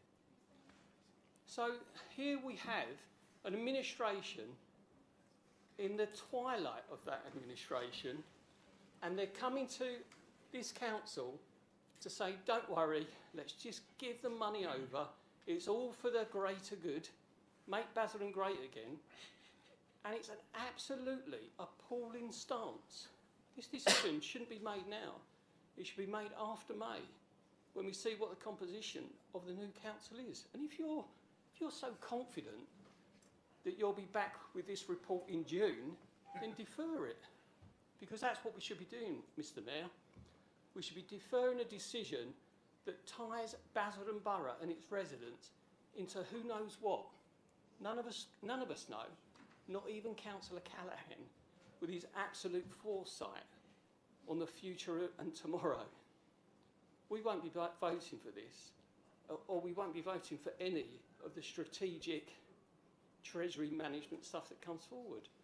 Because right now, we don't know what position in. I'll just finish on this, Chairman. Yeah. Don't take my word for it. Sorry, Mayor. Don't take my word for it. The auditor has already qualified it. And if you don't listen to them, then you're not listening to anybody. Thank you, Mr Mayor.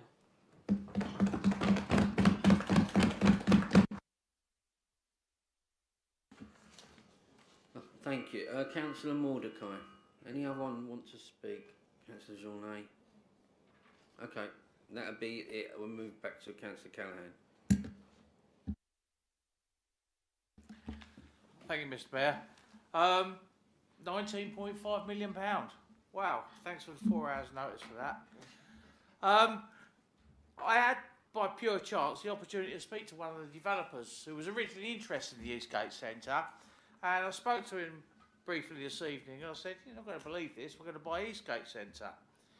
His first words were, why? And I had some sympathy towards what the leader wants in terms of the generation. Councillor Mordecai, I've been advised that you're straying into part 2 with that information. I do apologise. Okay, so I will pause you and ask legal. I'd like to take your seat for the time being.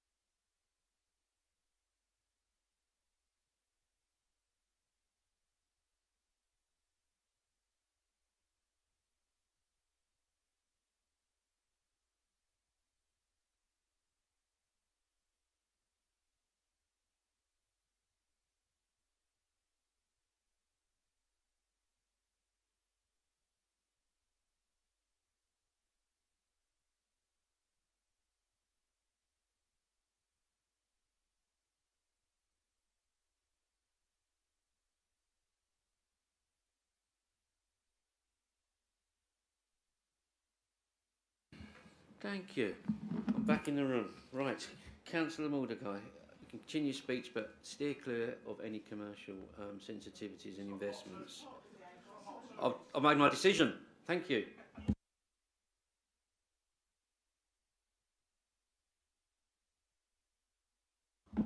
Shut me down if I go over the then. Okay, I won't take offence. So I asked the question, would you buy it? And the reply was no. So I then said, well, why not? You're a commercial business, you were interested in the first instance. And these was the reply, and I quote, it's too expensive to build or convert, and the sale or rental price is not high enough for profit and loss. If we go down this road, it's going to be loss and loss. I just can't see, I can understand to a certain extent why you want to do it, but I just don't think the money and the amount of debt we're going to be in will justify it in the longer term. Thank you, Mr Mayor. Thank you very much. Councillor Journay. Thank you very much, Mr Mayor. As we know, spending £19.5 million on Basildon Town Centre is a gross ridiculousness when we're talking about how much debt we're in at £803 million. We do not want to be corporate landlords. We do not want to be selling prime homes for residents. They sit here and talk today about housing for residents, council homes. Yet we're selling off 100 to 150 homes to buy a shopping complex. We've seen this time and time again across many Labour administrations. They buy a town centre or they buy a shopping centre and it ends up going bankrupt. And I can assure you today, under a Reform UK-led administration, we will dispose of that asset and we will rip that contract up day one. Thank you, Mr. Mayor. Thank you. There being no further speakers. Councillor Callaghan, would you like to wrap up? You have 5 minutes. Okay. I mean, look, on that last point from Councillor Genet, I noticed he didn't declare an interest in the issue around the Eastgate Shopping Centre, but there we go. He talks about the 150 homes in terms of that asset is not in the borough. That asset is worth more than double what we are debating tonight, and it's not in the borough. So if you have been following, I know he doesn't attend cabinet meetings because he doesn't come, who knows where he is, but if he had been at the previous few cabinet meetings, he would have seen that what we are doing is we are selling that asset, as I say, for more than double the amount that is on the line here for the shopping centre, and we are using the remaining funding to acquire Southgate House, Kelting House and Northgate House. Now they are two buildings that when Councillor Turner was the leader of the council, he had the opportunity to purchase. He chose not to, and the consequence was that London boroughs chose to buy those properties, and they moved London's homeless. He constantly goes on about Sadiq Khan's housing, but it was London boroughs that moved their... Well, it is true, because we know who bought it. So you had the opportunity, and it was going to happen with Acorn House, and we stepped in. Thank you. It is true. Councillors. The London Borough of Newham, the Councillors. London Borough of Waltham Forest. Guess whose turn it is to talk? Councillor Callaghan. Thank you. Okay. I think we also have to take into consideration when we bought the Westgate Centre for £18.5 million. The value of that particular...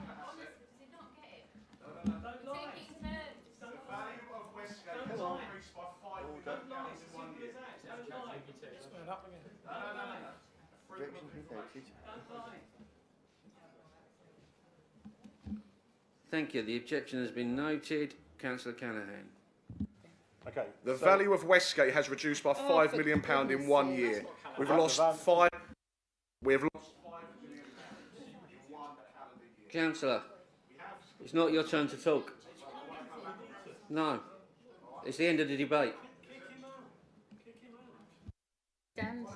I know he's desperate to beat me, but he needs to listen to me because we're actually supposed to be having a debate. He's had his say, and now I'll have my say. He's quoted a figure there about the Westgate. The figure that he's quoted was before vacant possession, and it was before a planning application went in for a 90-room hotel and over 100 residential unit plus 4 retail units. So it's not. It hasn't lost £5 million. Okay. Councillor, look at the date. Look at the date of the FOI, and then look at the date of the planning application that went in. Okay, thank you. Okay, thank you. Wait a minute. Thank you. Point of order. Point of order, Mr. Mayor. 22B against Sam Journo. Councillor Journo. I said before, 22B is an escalation of 23A. Okay.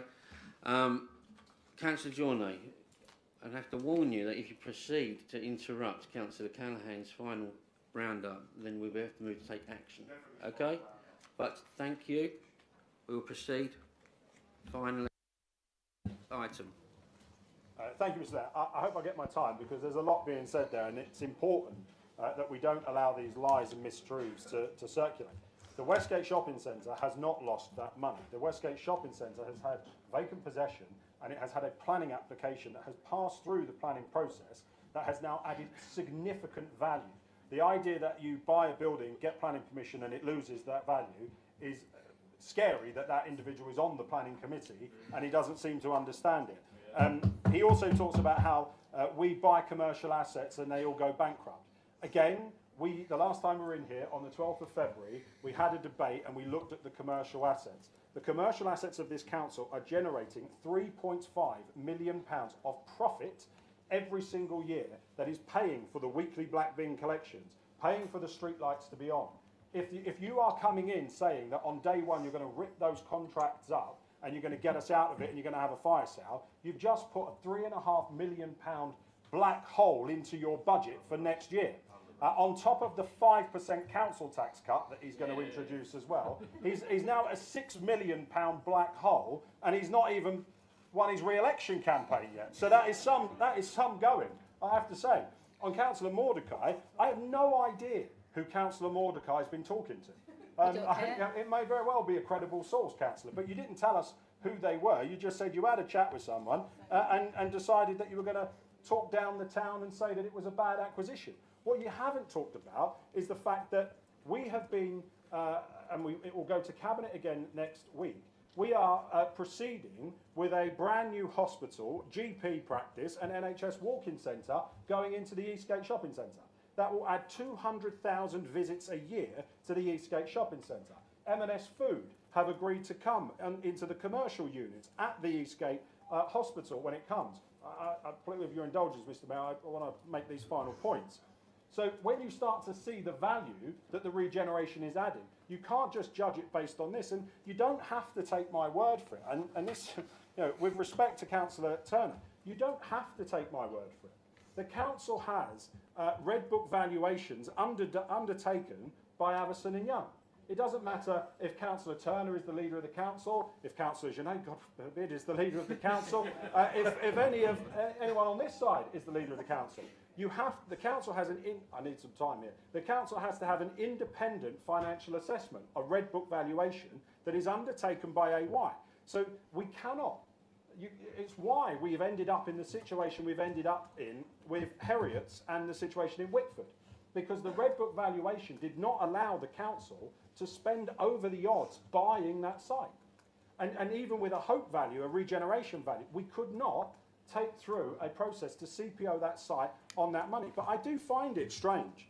We've had Councillor Turner telling us that we're bankrupting the council, we've got a mounting of debt, and he's done it literally 5 minutes after Councillor Schrader has pleaded with me to CPO and spend money buying the Langdon Shopping Centre. So the left hand doesn't know what the right hand is doing in that Conservative group. Again, I would ask people to understand, nobody tonight is asking the council to acquire anything. We are not asking anybody to make a decision to buy. That decision will be taken by Cabinet next Wednesday. So what we are being asked to do tonight is a temporary change to the council's cash flow situation. But what you also never hear when they talk about debt, and this is critically important, they never talk about temporary accommodation. Because temporary accommodation is the driver of the council's revenue budget gap at the moment. Over £5.5 million last year. The reason why we are buying and acquiring Northgate House, Kelting House, the reason why we are bringing over 130 properties into the council's general fund portfolio is to reduce the amount of money that we are spending on temporary accommodation. So if you're not going to do that, you have to then tell us, on top of your £6 million black hole, where you are going to fund temporary accommodation from next year. And I will make this final point, Mr Mayor. You heard it from both Reform and from the Billericay Tories tonight. On day one, regeneration dies in Basildon. Right? That is what happens. Because what you get is you get London boroughs buying. Point of order, Mr Mayor, 23A, impugning a member. I did not say regeneration was dead. Thank you. He said he ripped up the contract.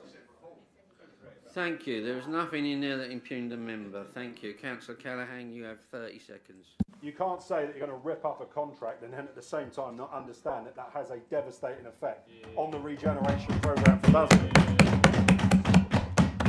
And this idea that we just defer these decisions, these are commercial decisions. If you defer the decision to June, you lose the opportunity.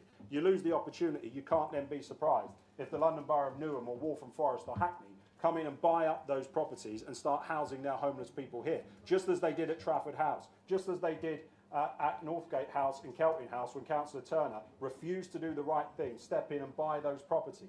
So we understand on this side of the council, regeneration is important. Basildon is getting better under this administration. The public know it, the public see it, and we've heard very clearly tonight, if you elect Reform or the Billericay Tories, regeneration is dead in Basildon.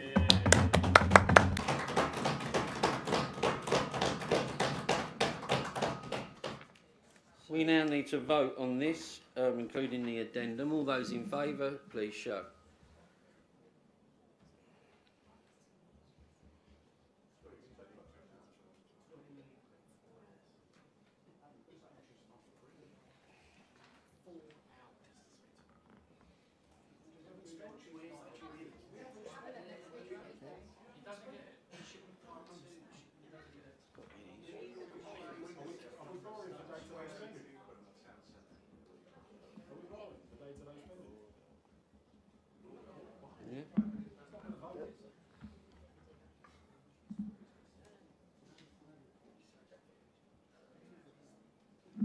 All those against?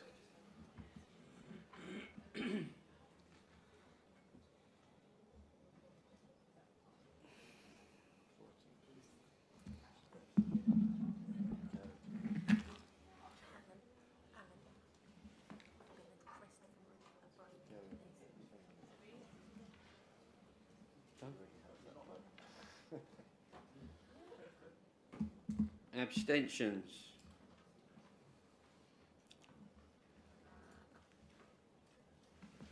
Thank you, that has been carried.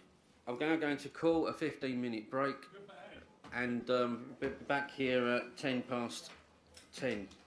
Thank you.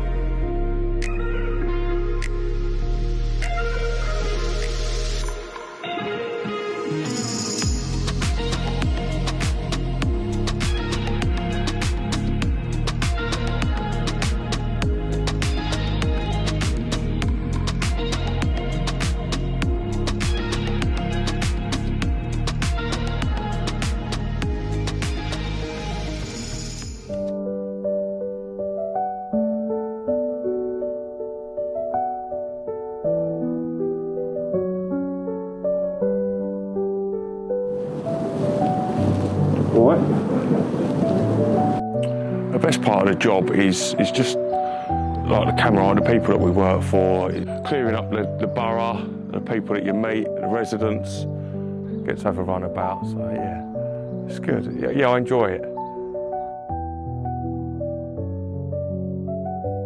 Most days we have a big laugh. If it's not Dan, it's Jay. If it's not them two, it's me. It's more just sort of saying something funny, seeing something funny maybe, and just seeing the light in things really, and sort of making a positive out of things that might be a negative, or you know what I mean, sort of just making the best out of every day and making each other laugh and getting on with the job really. It's just being in the community for me, you know what I mean? It's like, I know people do different things. I couldn't work in a factory. I couldn't work behind a desk. I mean, this is my desk, the lorry, and I just enjoy driving around the streets, talking to people and being in the fresh air. That's what does it for me. I think it was about 8:30 and there was an old lady sitting on their doorstep shaking and shivering, and I went over to ask what was wrong, and she'd been locked out. She put her rubbish out and the door blown in front of her. We managed to climb through a window, walk through the house, open the door, and that made my day, you know, helping people, and I think that's one of the best things I've ever done, I think. Being here, helping somebody, and it takes one good person out of 100 bad people to make your day.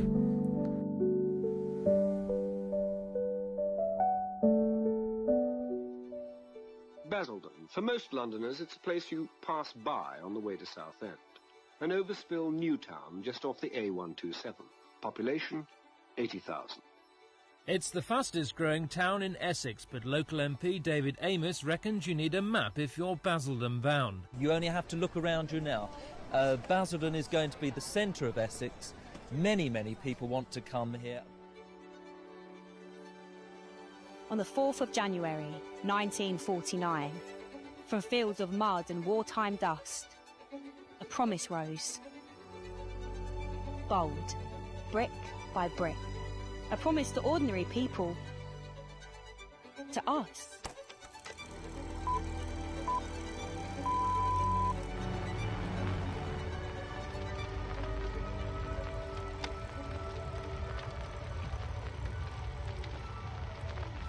London.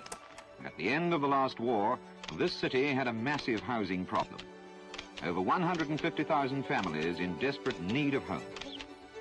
One solution was to move a large part of the population away from the smoky, noisy and crowded capital out into newly created communities where they could live, work and play in healthy surroundings. This is how our town of Basildon in Essex was born, one of 8 new towns created by the government in the 1940s.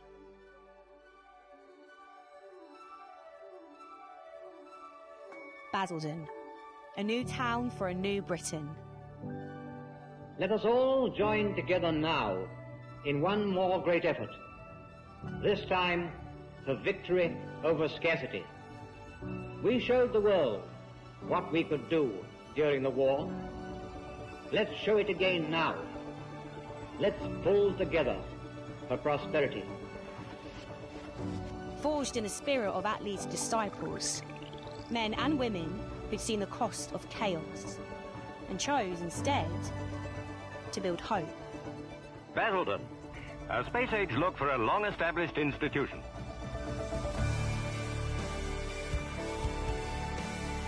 Here, they worked. Here, they built. Factories roared, hammers sang, and mothers mended uniforms, fathers fixed engines. And the children, they grew up with grit in their veins. It is not the early pioneers who, during their lifetime, will reap the full benefit of the new town experiment. This will fall on the young people in the schools or those who use the playgrounds today. Basildon wasn't fancy, it wasn't polished, but it was real.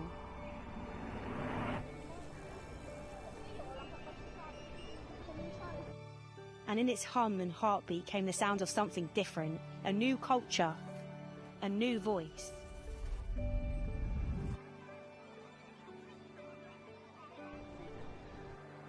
From this town of grafters came Depeche Mode and Alison Moyet. Basildon's own poetry and synth and soul. From its playground and pitches came Premier League footballers who learned to fight for every inch of turf. And lazy end-of-season marking left Justin Edinburgh a free shot. His first ever league goal. We built the technology that took Attenborough's blue planet to the world. Yes, Basildon, not London, Basildon.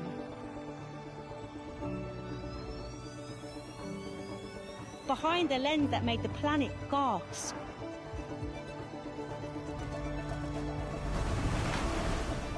We are the largest economy in Essex. The largest on the Thames after Canary Wharf. And yet too often, we've been treated like we're still the poor cousin down the A13. Unkind people might say there are no road signs to Basildon because nobody wants to come here.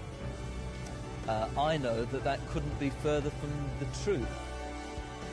But Basildon people don't moan, we move. We graft. We play by the rules. We do our bit. And yes, we've been tired. We've seen promises fade like old paint. We've watched the town centre crumble, while others got the shine and the spend.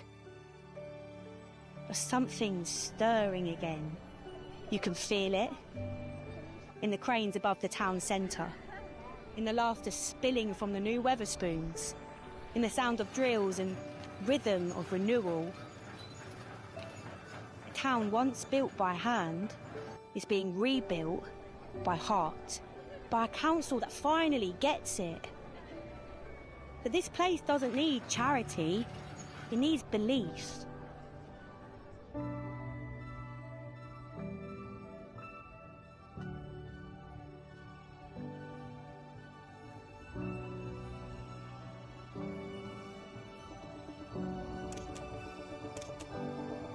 We are the children of Attlee's dream, grown tired of being overlooked.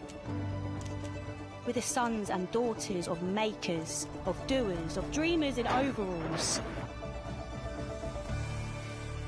And as 2026 dawns, we rise again. Basildon, reborn, reformed, ready to stand on our own 2 feet. A town of visionaries and vision, of families that stay and futures worth fighting for. Because this is Basildon. Not a name on a map, but a movement of people. A town that never gives up. A promise that never dies. Basildon, a new town for a new Britain. Towns are about people and must be built for people. It is they who will one day claim, with genuine pride, that Basildon is their town.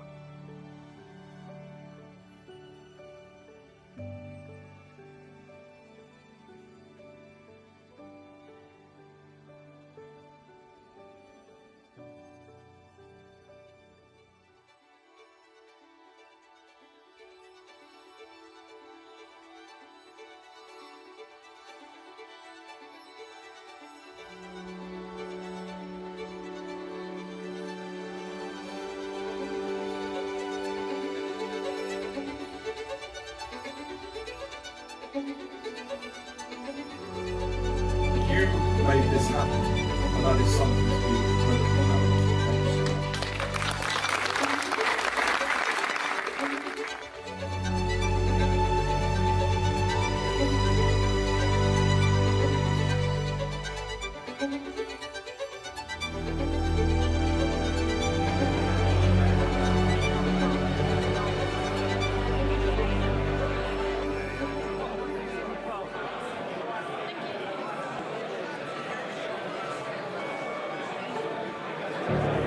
I found today's event absolutely fantastic. The energy in the room that has brought people from across Basildon together and people from beyond Basildon who are making such an important contribution to the future of this town. We're developing a hospital in the Eastgate, and that's really about developing the whole centre. And it's really inspiring to know there's that much support for Basildon as a town. Tonight really culminates a lot of that good work, especially having the Housing Minister here to show the seriousness of the project and how well backed it is from a central government point of view. The biggest revelation for me today has really been around how we're going to get things done. I think it's been really, really exciting today to see all the different stakeholders come together, all the different kind of people in the room that you need to do effective placemaking. You could sense the energy, and I think what Gavin and the team are seeking to do here and what they've already started to do is paying dividends. So to be part of that process as a major house builder, I think is really positive.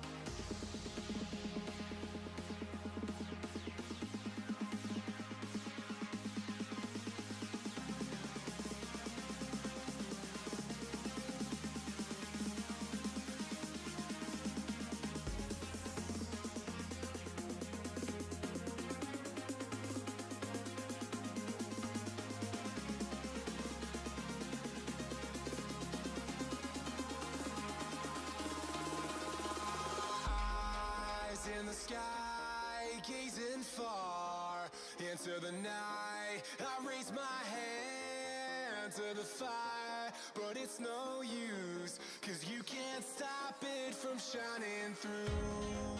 It's true, baby, let the light shine through. If you believe it's true, baby, won't you let the light shine through for you, for you, for you, for you, for you, for you, for you,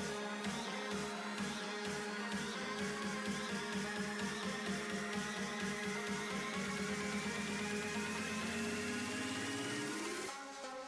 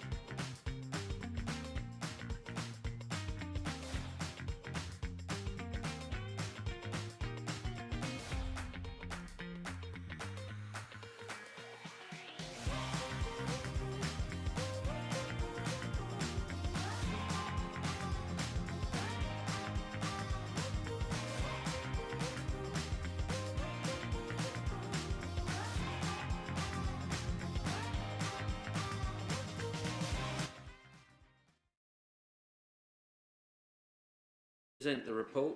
You have up to 10 minutes. You do not require a seconder. Then the matter will be open for debate. Councillor Callaghan. Thank you very much, Mr. Mayor. There is a growing problem in modern politics. Too many people now believe that shouting the loudest on social media is the same as making a difference. Posts are written, comments piled on, and for a moment it feels like something important has happened, but it hasn't. Because beyond the noise, beyond the performative anger, very little actually changes with these people. And that is the gap we should really be talking about. The gap between those who talk and those who deliver. So it is worth, from time to time, stepping back and asking a simple question. Did we do what we said we would do? And in Basildon over the last year, that is exactly the test we have applied to ourselves. When this administration came into office, we didn't set abstract ambitions. We made a series of clear, tangible commitments to residents. To fix the bins, regenerate our town centres, build homes for local Basildon people, make our communities safer, back local Basildon businesses, and lead on the future of local government reorganisation. These were priorities rooted in what residents told us mattered most, and crucially, they were all deliverable. Let's start with the most visible issue, waste collection. When we took office, the system was not working as it should. Miscollections and inconsistency had become the norm rather than the exception. Residents had lost confidence, they were treated like second-class citizens, and Basildon was filled with the Tory streets of shame. We said we would fix it. That meant reinstating weekly black bin collections, bringing back the crunch, bringing grounds maintenance in-house, investing in operational improvements such as in-cab technology to ensure reliability and accountability. The result now is a service that works, a system residents can depend on. And that matters because competent delivery of basic services is the foundation of public trust. Town centres, as we know, are often talked about in terms such as revitalisation, transformation, long-term vision. But for our residents, the reality is much simpler. They want to see activity, shops opening, spaces that feel safe and welcoming. And over the past year, that is what we have focused on delivering. New businesses are opening across the borough. Public realm improvements, lighting, greening, better design are making our centres more attractive. Regeneration plans moving forward, not sitting on shelves. Aldi has signed up for the Westgate. A brand new hospital with an NHS GP surgery and walk-in centre is coming to the Eastgate. M&S Food Hall is coming too. Wetherspoons finished and opened their £5 million investment. The Robin Cinema site has now been refurbished and boxing is returning to Basildon Town Centre for our young people. The business case for the arena is complete and progressing to planning, as is the M&S building, which is heading to planning to create a box park style venue for food and drink with paddle courts as well, alongside a state-of-the-art youth zone. Starlight Investments have invested £172 million. They put that on the table for the development of their site, and as we heard earlier, BTCM is in public ownership for the first time in 44 years.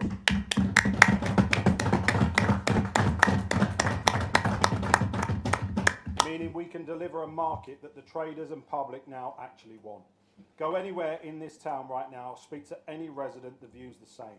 When it comes to Basildon Town Centre regeneration, this place is getting better under this administration. And it isn't just Basildon. In Wickford, we are moving forward with the Waitrose. In Pitsea, a £55 million NHS Community Diagnostic Centre is opening next year. Lidl has opened in Leydon, and who knows, we might even buy the rest of it. Listen, Mr. Mayor, after 25 years of stagnation, this borough is getting better, and those doomsters over there can't stand it. Housing, of course, remains one of the defining challenges of local government. For too long, development has often felt disconnected from local need. Residents have seen new homes built without feeling that they or their families would benefit. We have taken a different approach. The Basildon First Charter ensures that new homes are prioritised for local residents. Check the Section 106 agreements on the planning applications passed today. Over 2,200 new homes with developers signed up to the Basildon First Charter. We are building affordable homes, reducing reliance on unsuitable temporary accommodation and expanding the range of housing options.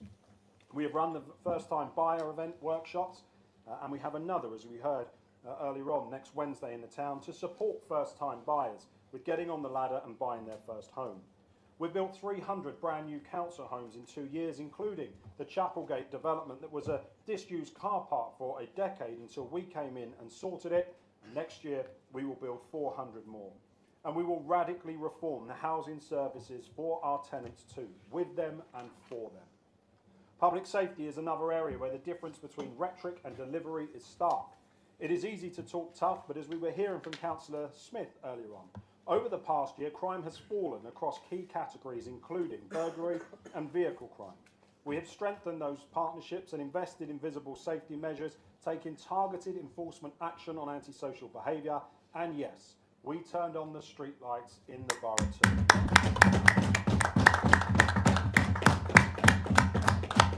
At the same time, we have supported initiatives that addresses the root causes of harm, particularly around violence against women and girls and domestic abuse. Basildon is one of the key economic centres in Essex. That is a strength, but it is also a responsibility. Our role as a council is not to stand back or obstruct, but to actively support the growth that benefits our residents. Over the past year, we have supported hundreds of businesses, helped new enterprises to form and attracted significant investment, including major developments in advanced manufacturing and data infrastructure. And yes, we're offering free car parking in all of our council-owned car parks. We've also focused on skills, connecting residents to opportunity through events, partnerships and new initiatives such as the Basildon Construction Academy. Economic growth can't be an abstract goal. It is the route out of poverty through which residents access better jobs, higher incomes and greater security. Perhaps the most significant test of leadership comes not in that day-to-day services, but in shaping our future. Local government reorganisation in Essex represents the biggest structural change in decades, and in this context, there are two approaches available. One is to comment from the sidelines, reacting, criticising, and ultimately being shaped by the decisions made elsewhere. The other is to lead, and we have chosen to lead. The 5-unitary model, or as it is to become known, so I'm told, the Callaghan model, gives us a council that is strong, powerful, and able to improve outcomes for residents, held back for decades by the outdated 2-tier system. It has meant engaging with our residents over the last year, developing a clear and evidence-based position and working collaboratively across Essex with all political parties and none to ensure that Basildon secures the strongest possible outcome. There will always be those who prefer to focus on what is not working. There will always be voices that prioritise visibility over substance. That is, unfortunately, a part of political life. But residents are ultimately interested in something simpler. Does the council do what it says it will do? And on that test over the past year, we have delivered.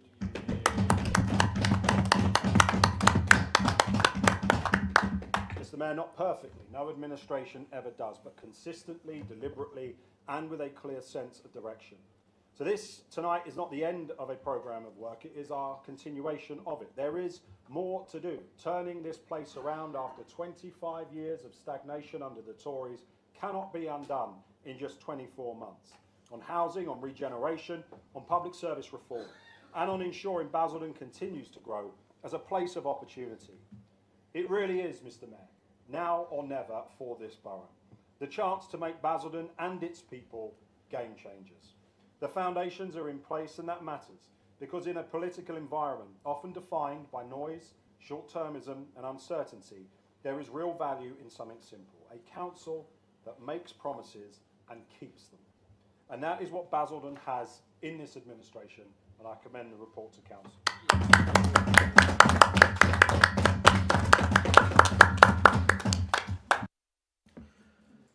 Thank you, Councillor Callaghan. The matter is now open for debate. Do I have any speakers? Councillor Barnes.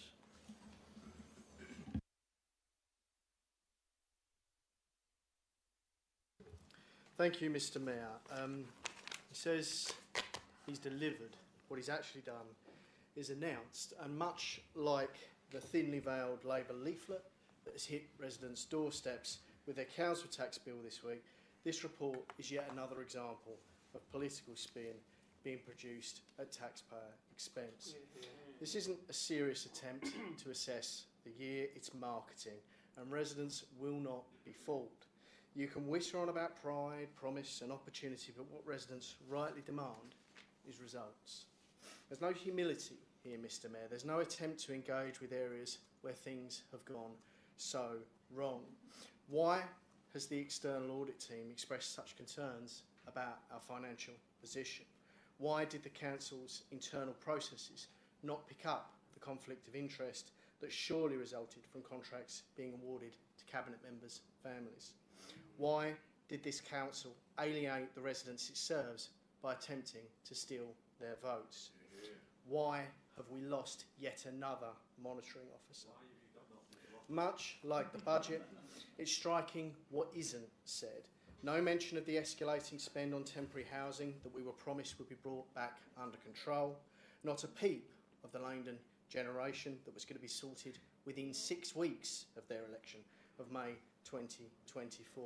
The box park was supposed to be ready for the World Cup. Doesn't look like that's going to happen. A local plan that will wreck the very communities it was supposed to serve.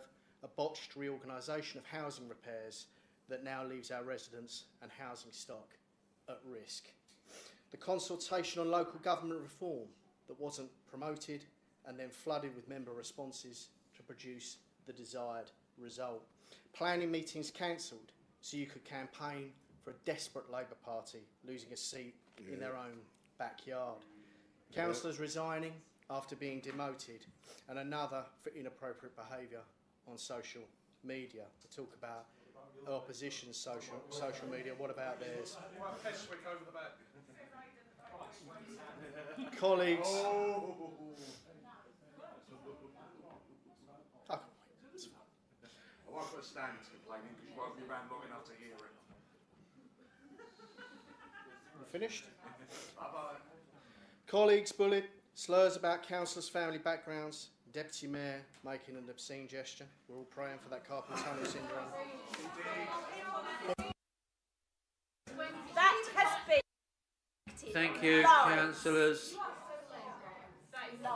Councillor Barnes. Councillor Barnes. You need to apologise. Councillor Barnes. Absolutely. Thank you, everyone. I can hear everyone. I don't like it. Shush. Right. Wait, wait.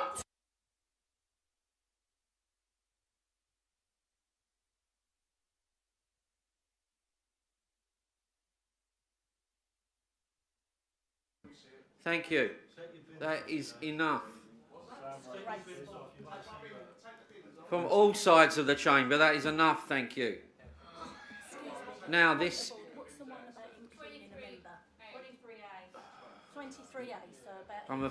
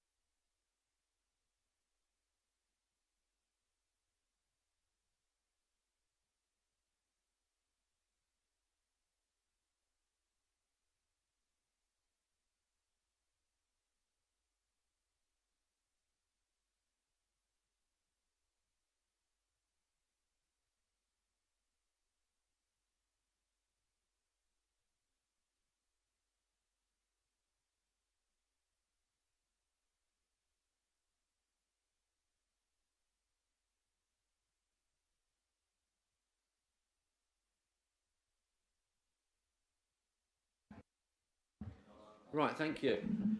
Councillor Barnes, will you track that last remark?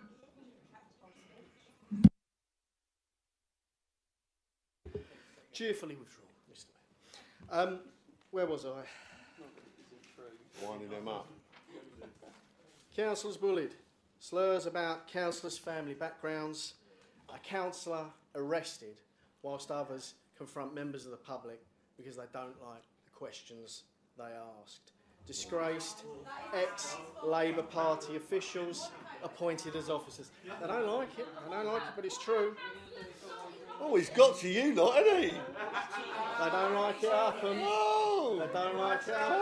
Calm down! Calm down!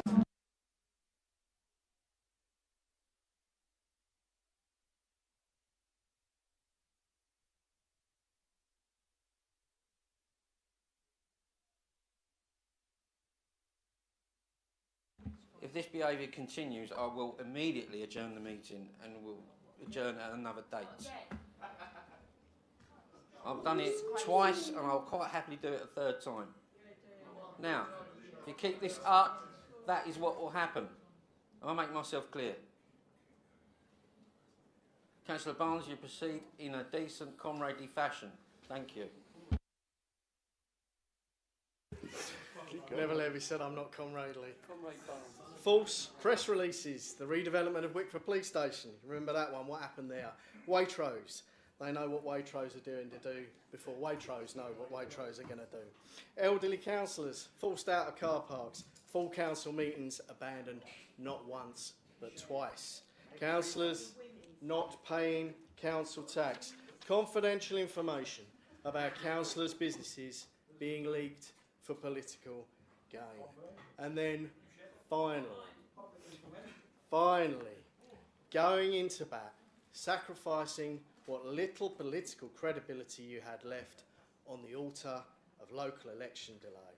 They told us children would die if these elections went ahead. They actually said that, only for the government to humiliate them all and leave them high and dry the second it got difficult. What a catastrophic disappointment this administration has been. You were the future once.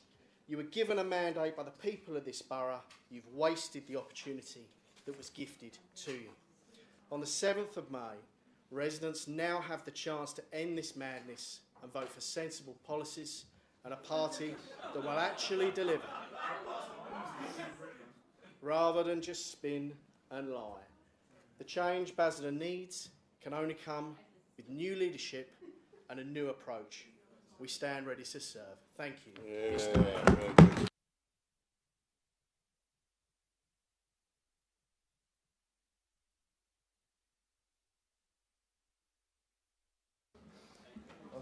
Councillor Smith. Thank you, Mr. Mayor. I'd like to reflect on this from what was in my inbox prior to us forming this administration. I have set quite a few emails every single day on the holy trinity of the same subjects: dump scooters, fly tipping, and the neglect of the borough. We got rid of those death traps off our street, and let's not forget the people south of the 127 were used by guinea pigs by County Hall. They never put them in Billericay, they never put them in Wickford. I'm sorry, Harlow, you've been stung with them, but our first duty is to Basildon. And then death traps are off our street. And because of that, we have had the purge.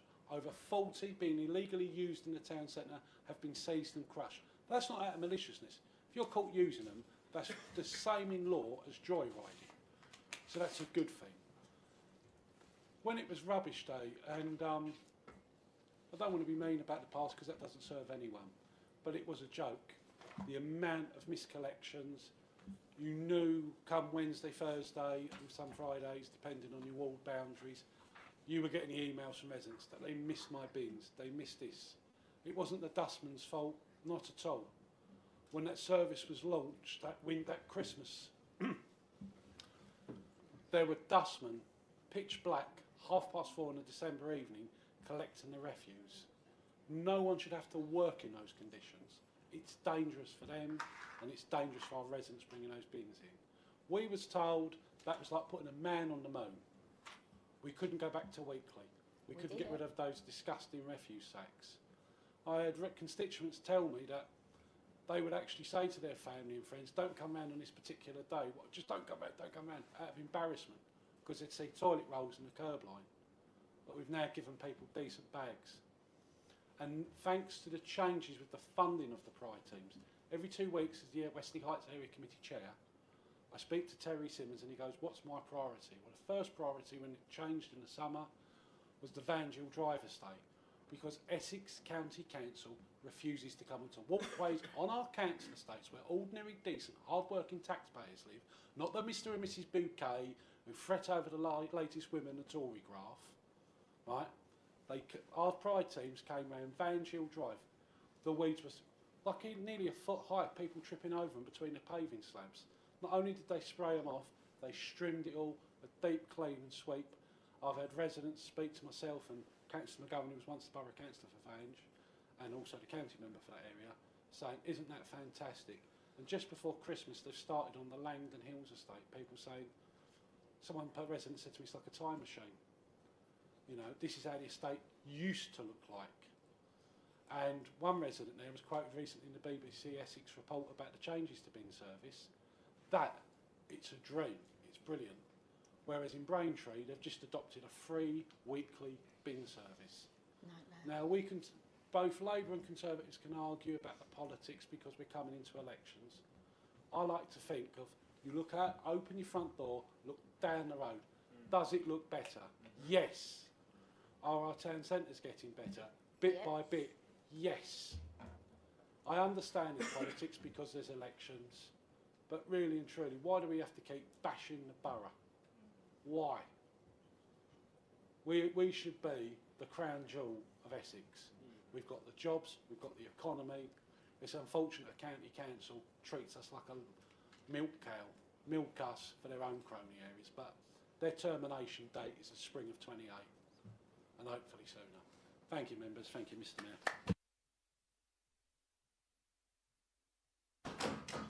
Thank you, Councillor Smith. Councillor Brockman. Mr Mayor, thank you. This is the last full council before the elections in May. Very soon the voters will decide who sits in these seats. But regardless of the outcome, some things in this chamber have to change. Let's start with the repeated habit of announcing things that simply are not done. Time and again we've seen proposals presented as if they're agreed, when in reality negotiations are ongoing and nothing's been signed. Let's call it what it is. It's misleading at best and at worst an attempt to create a narrative that doesn't reflect reality. It misleads the public and it shows a lack of respect to fellow councillors who are expected to scrutinise the facts, not fiction. So whoever forms the next administration, please stop it. Wait until the deal is actually done before telling the world it is. And if Waitrose actually does come to Wickford and it's signed, I'll be the first one on my knees to apologise to the leader and congratulate him. And then there's the conduct in this chamber, the constant interruptions, the point scoring, the inability of some to behave with even basic professionalism. It's embarrassing. It drags down the reputation of this entire council and reflects poorly on every one of us, whether we are part of the problem or not. If you can't sit through a meeting and conduct yourself properly, then you should seriously ask yourself whether this role is actually for you. To those who are not standing again, thank you for your service. I wish you well. To those who are standing and are not returned, I wish you the best for the future. And to those who are elected, congratulations. But understand this, the public will expect better than what they've seen at times in this chamber, and frankly they'd be right too. And lastly, I'd just like to say one more thing. Good luck, Bournemouth, tomorrow night.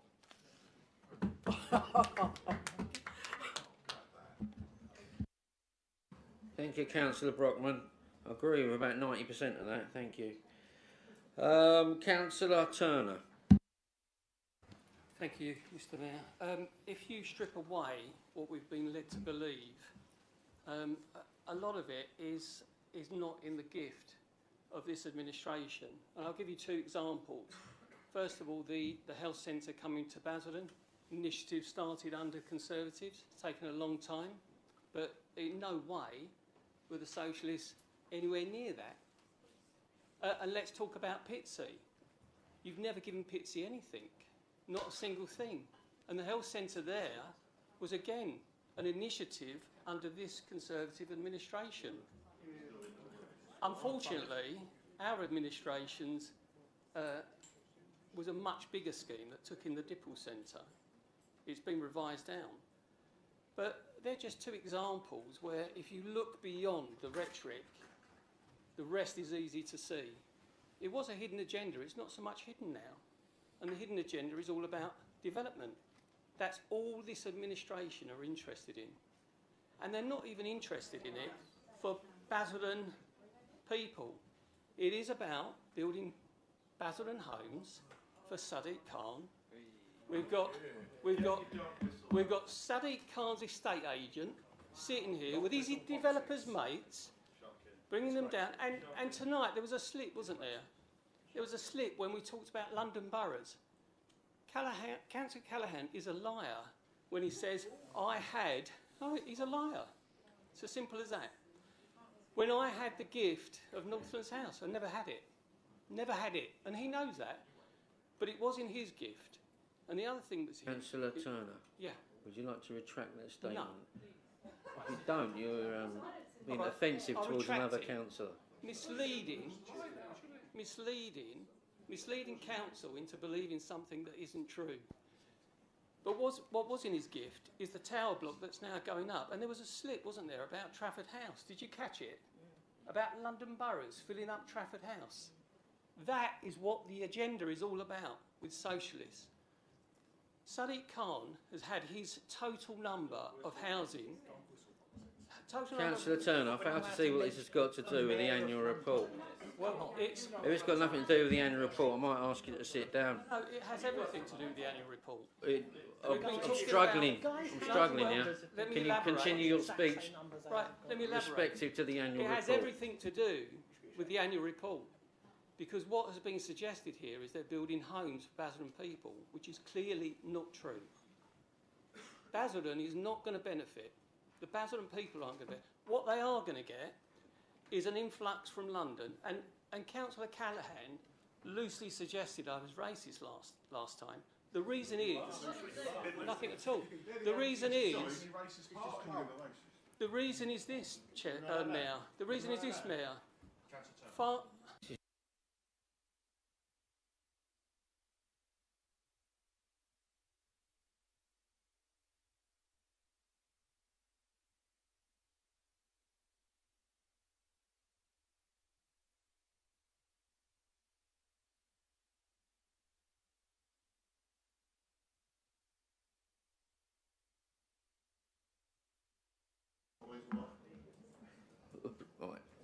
You're going to call point of order 23A. Right. Councillor McGowan accused Councillor Turner of being a racist. He actually said, you are a racist. Thank you, Councillor Blake.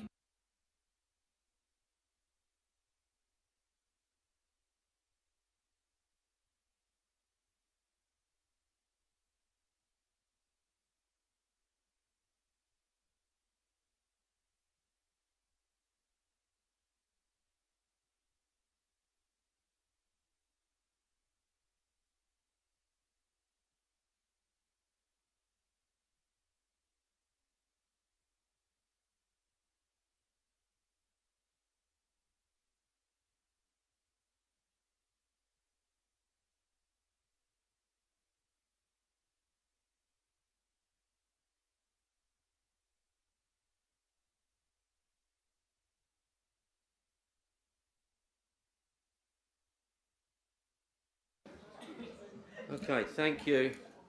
Returning back to the room. So, 23A reads, no member shall impute improper motives to any member not present at the meeting or officer, whether or not present at the meeting. Okay? No member shall use offensive words to or regarding any member or officer, whether or not present at the meeting. Okay? Now, when you say 23A, what part of that do you say is the breach? You got me there, Mayor. I thought I probably would have read one out if I'm being honest, but he did quite clearly call him a racist. And if you know, we've had members tonight had to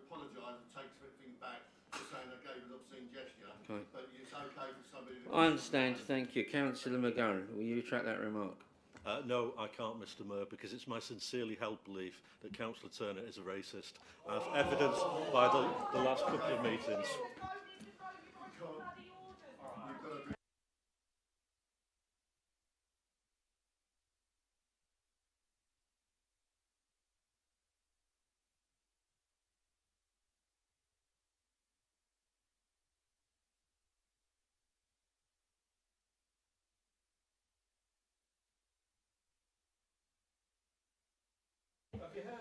Thank you. I'm back. Thank you, members of the gallery. I'm getting to that point where I'm going to adjourn. They have to be Thank you.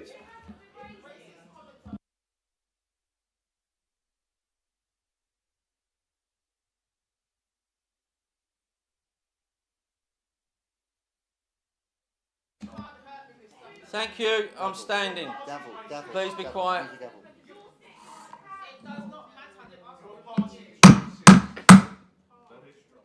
Thank you.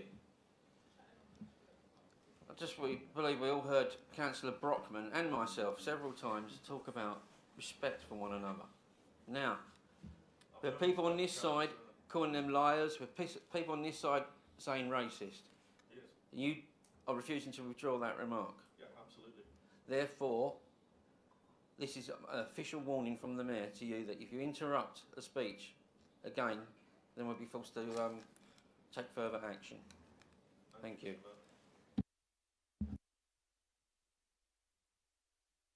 Thank you, Mr Mayor. I can deal with that. Nowhere on any of my publications will you find racist comments, not one single racist comment. Yeah. But what there is this, and Councillor Callaghan has alluded it to tonight when he said that London boroughs are filling up Trafford House. Guess what the next building is they're going to fill up?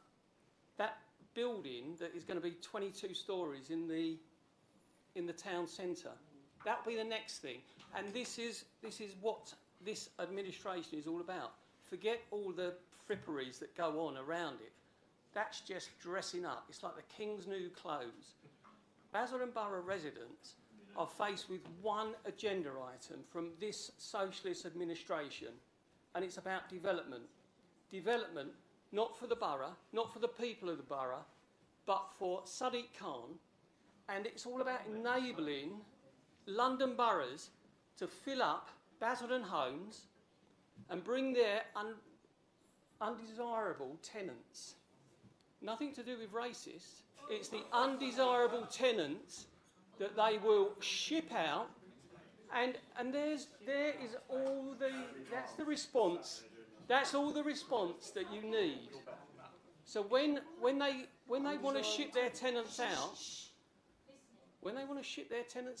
they'll come to Basildon, and this will change the face, the nature, the culture of this town.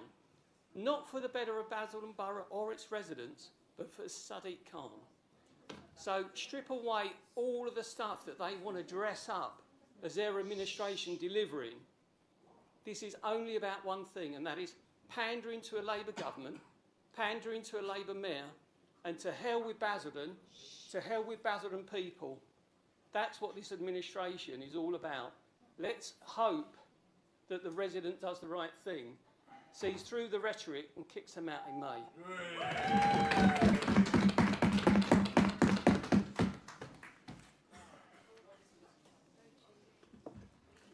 It's true. No, it's nothing to do with racist. You've been drinking. You've been on the bus. Has he been drinking? He's been drinking.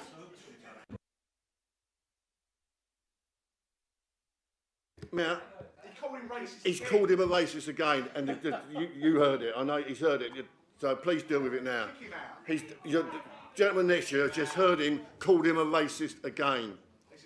You cannot accept it. You've said what that.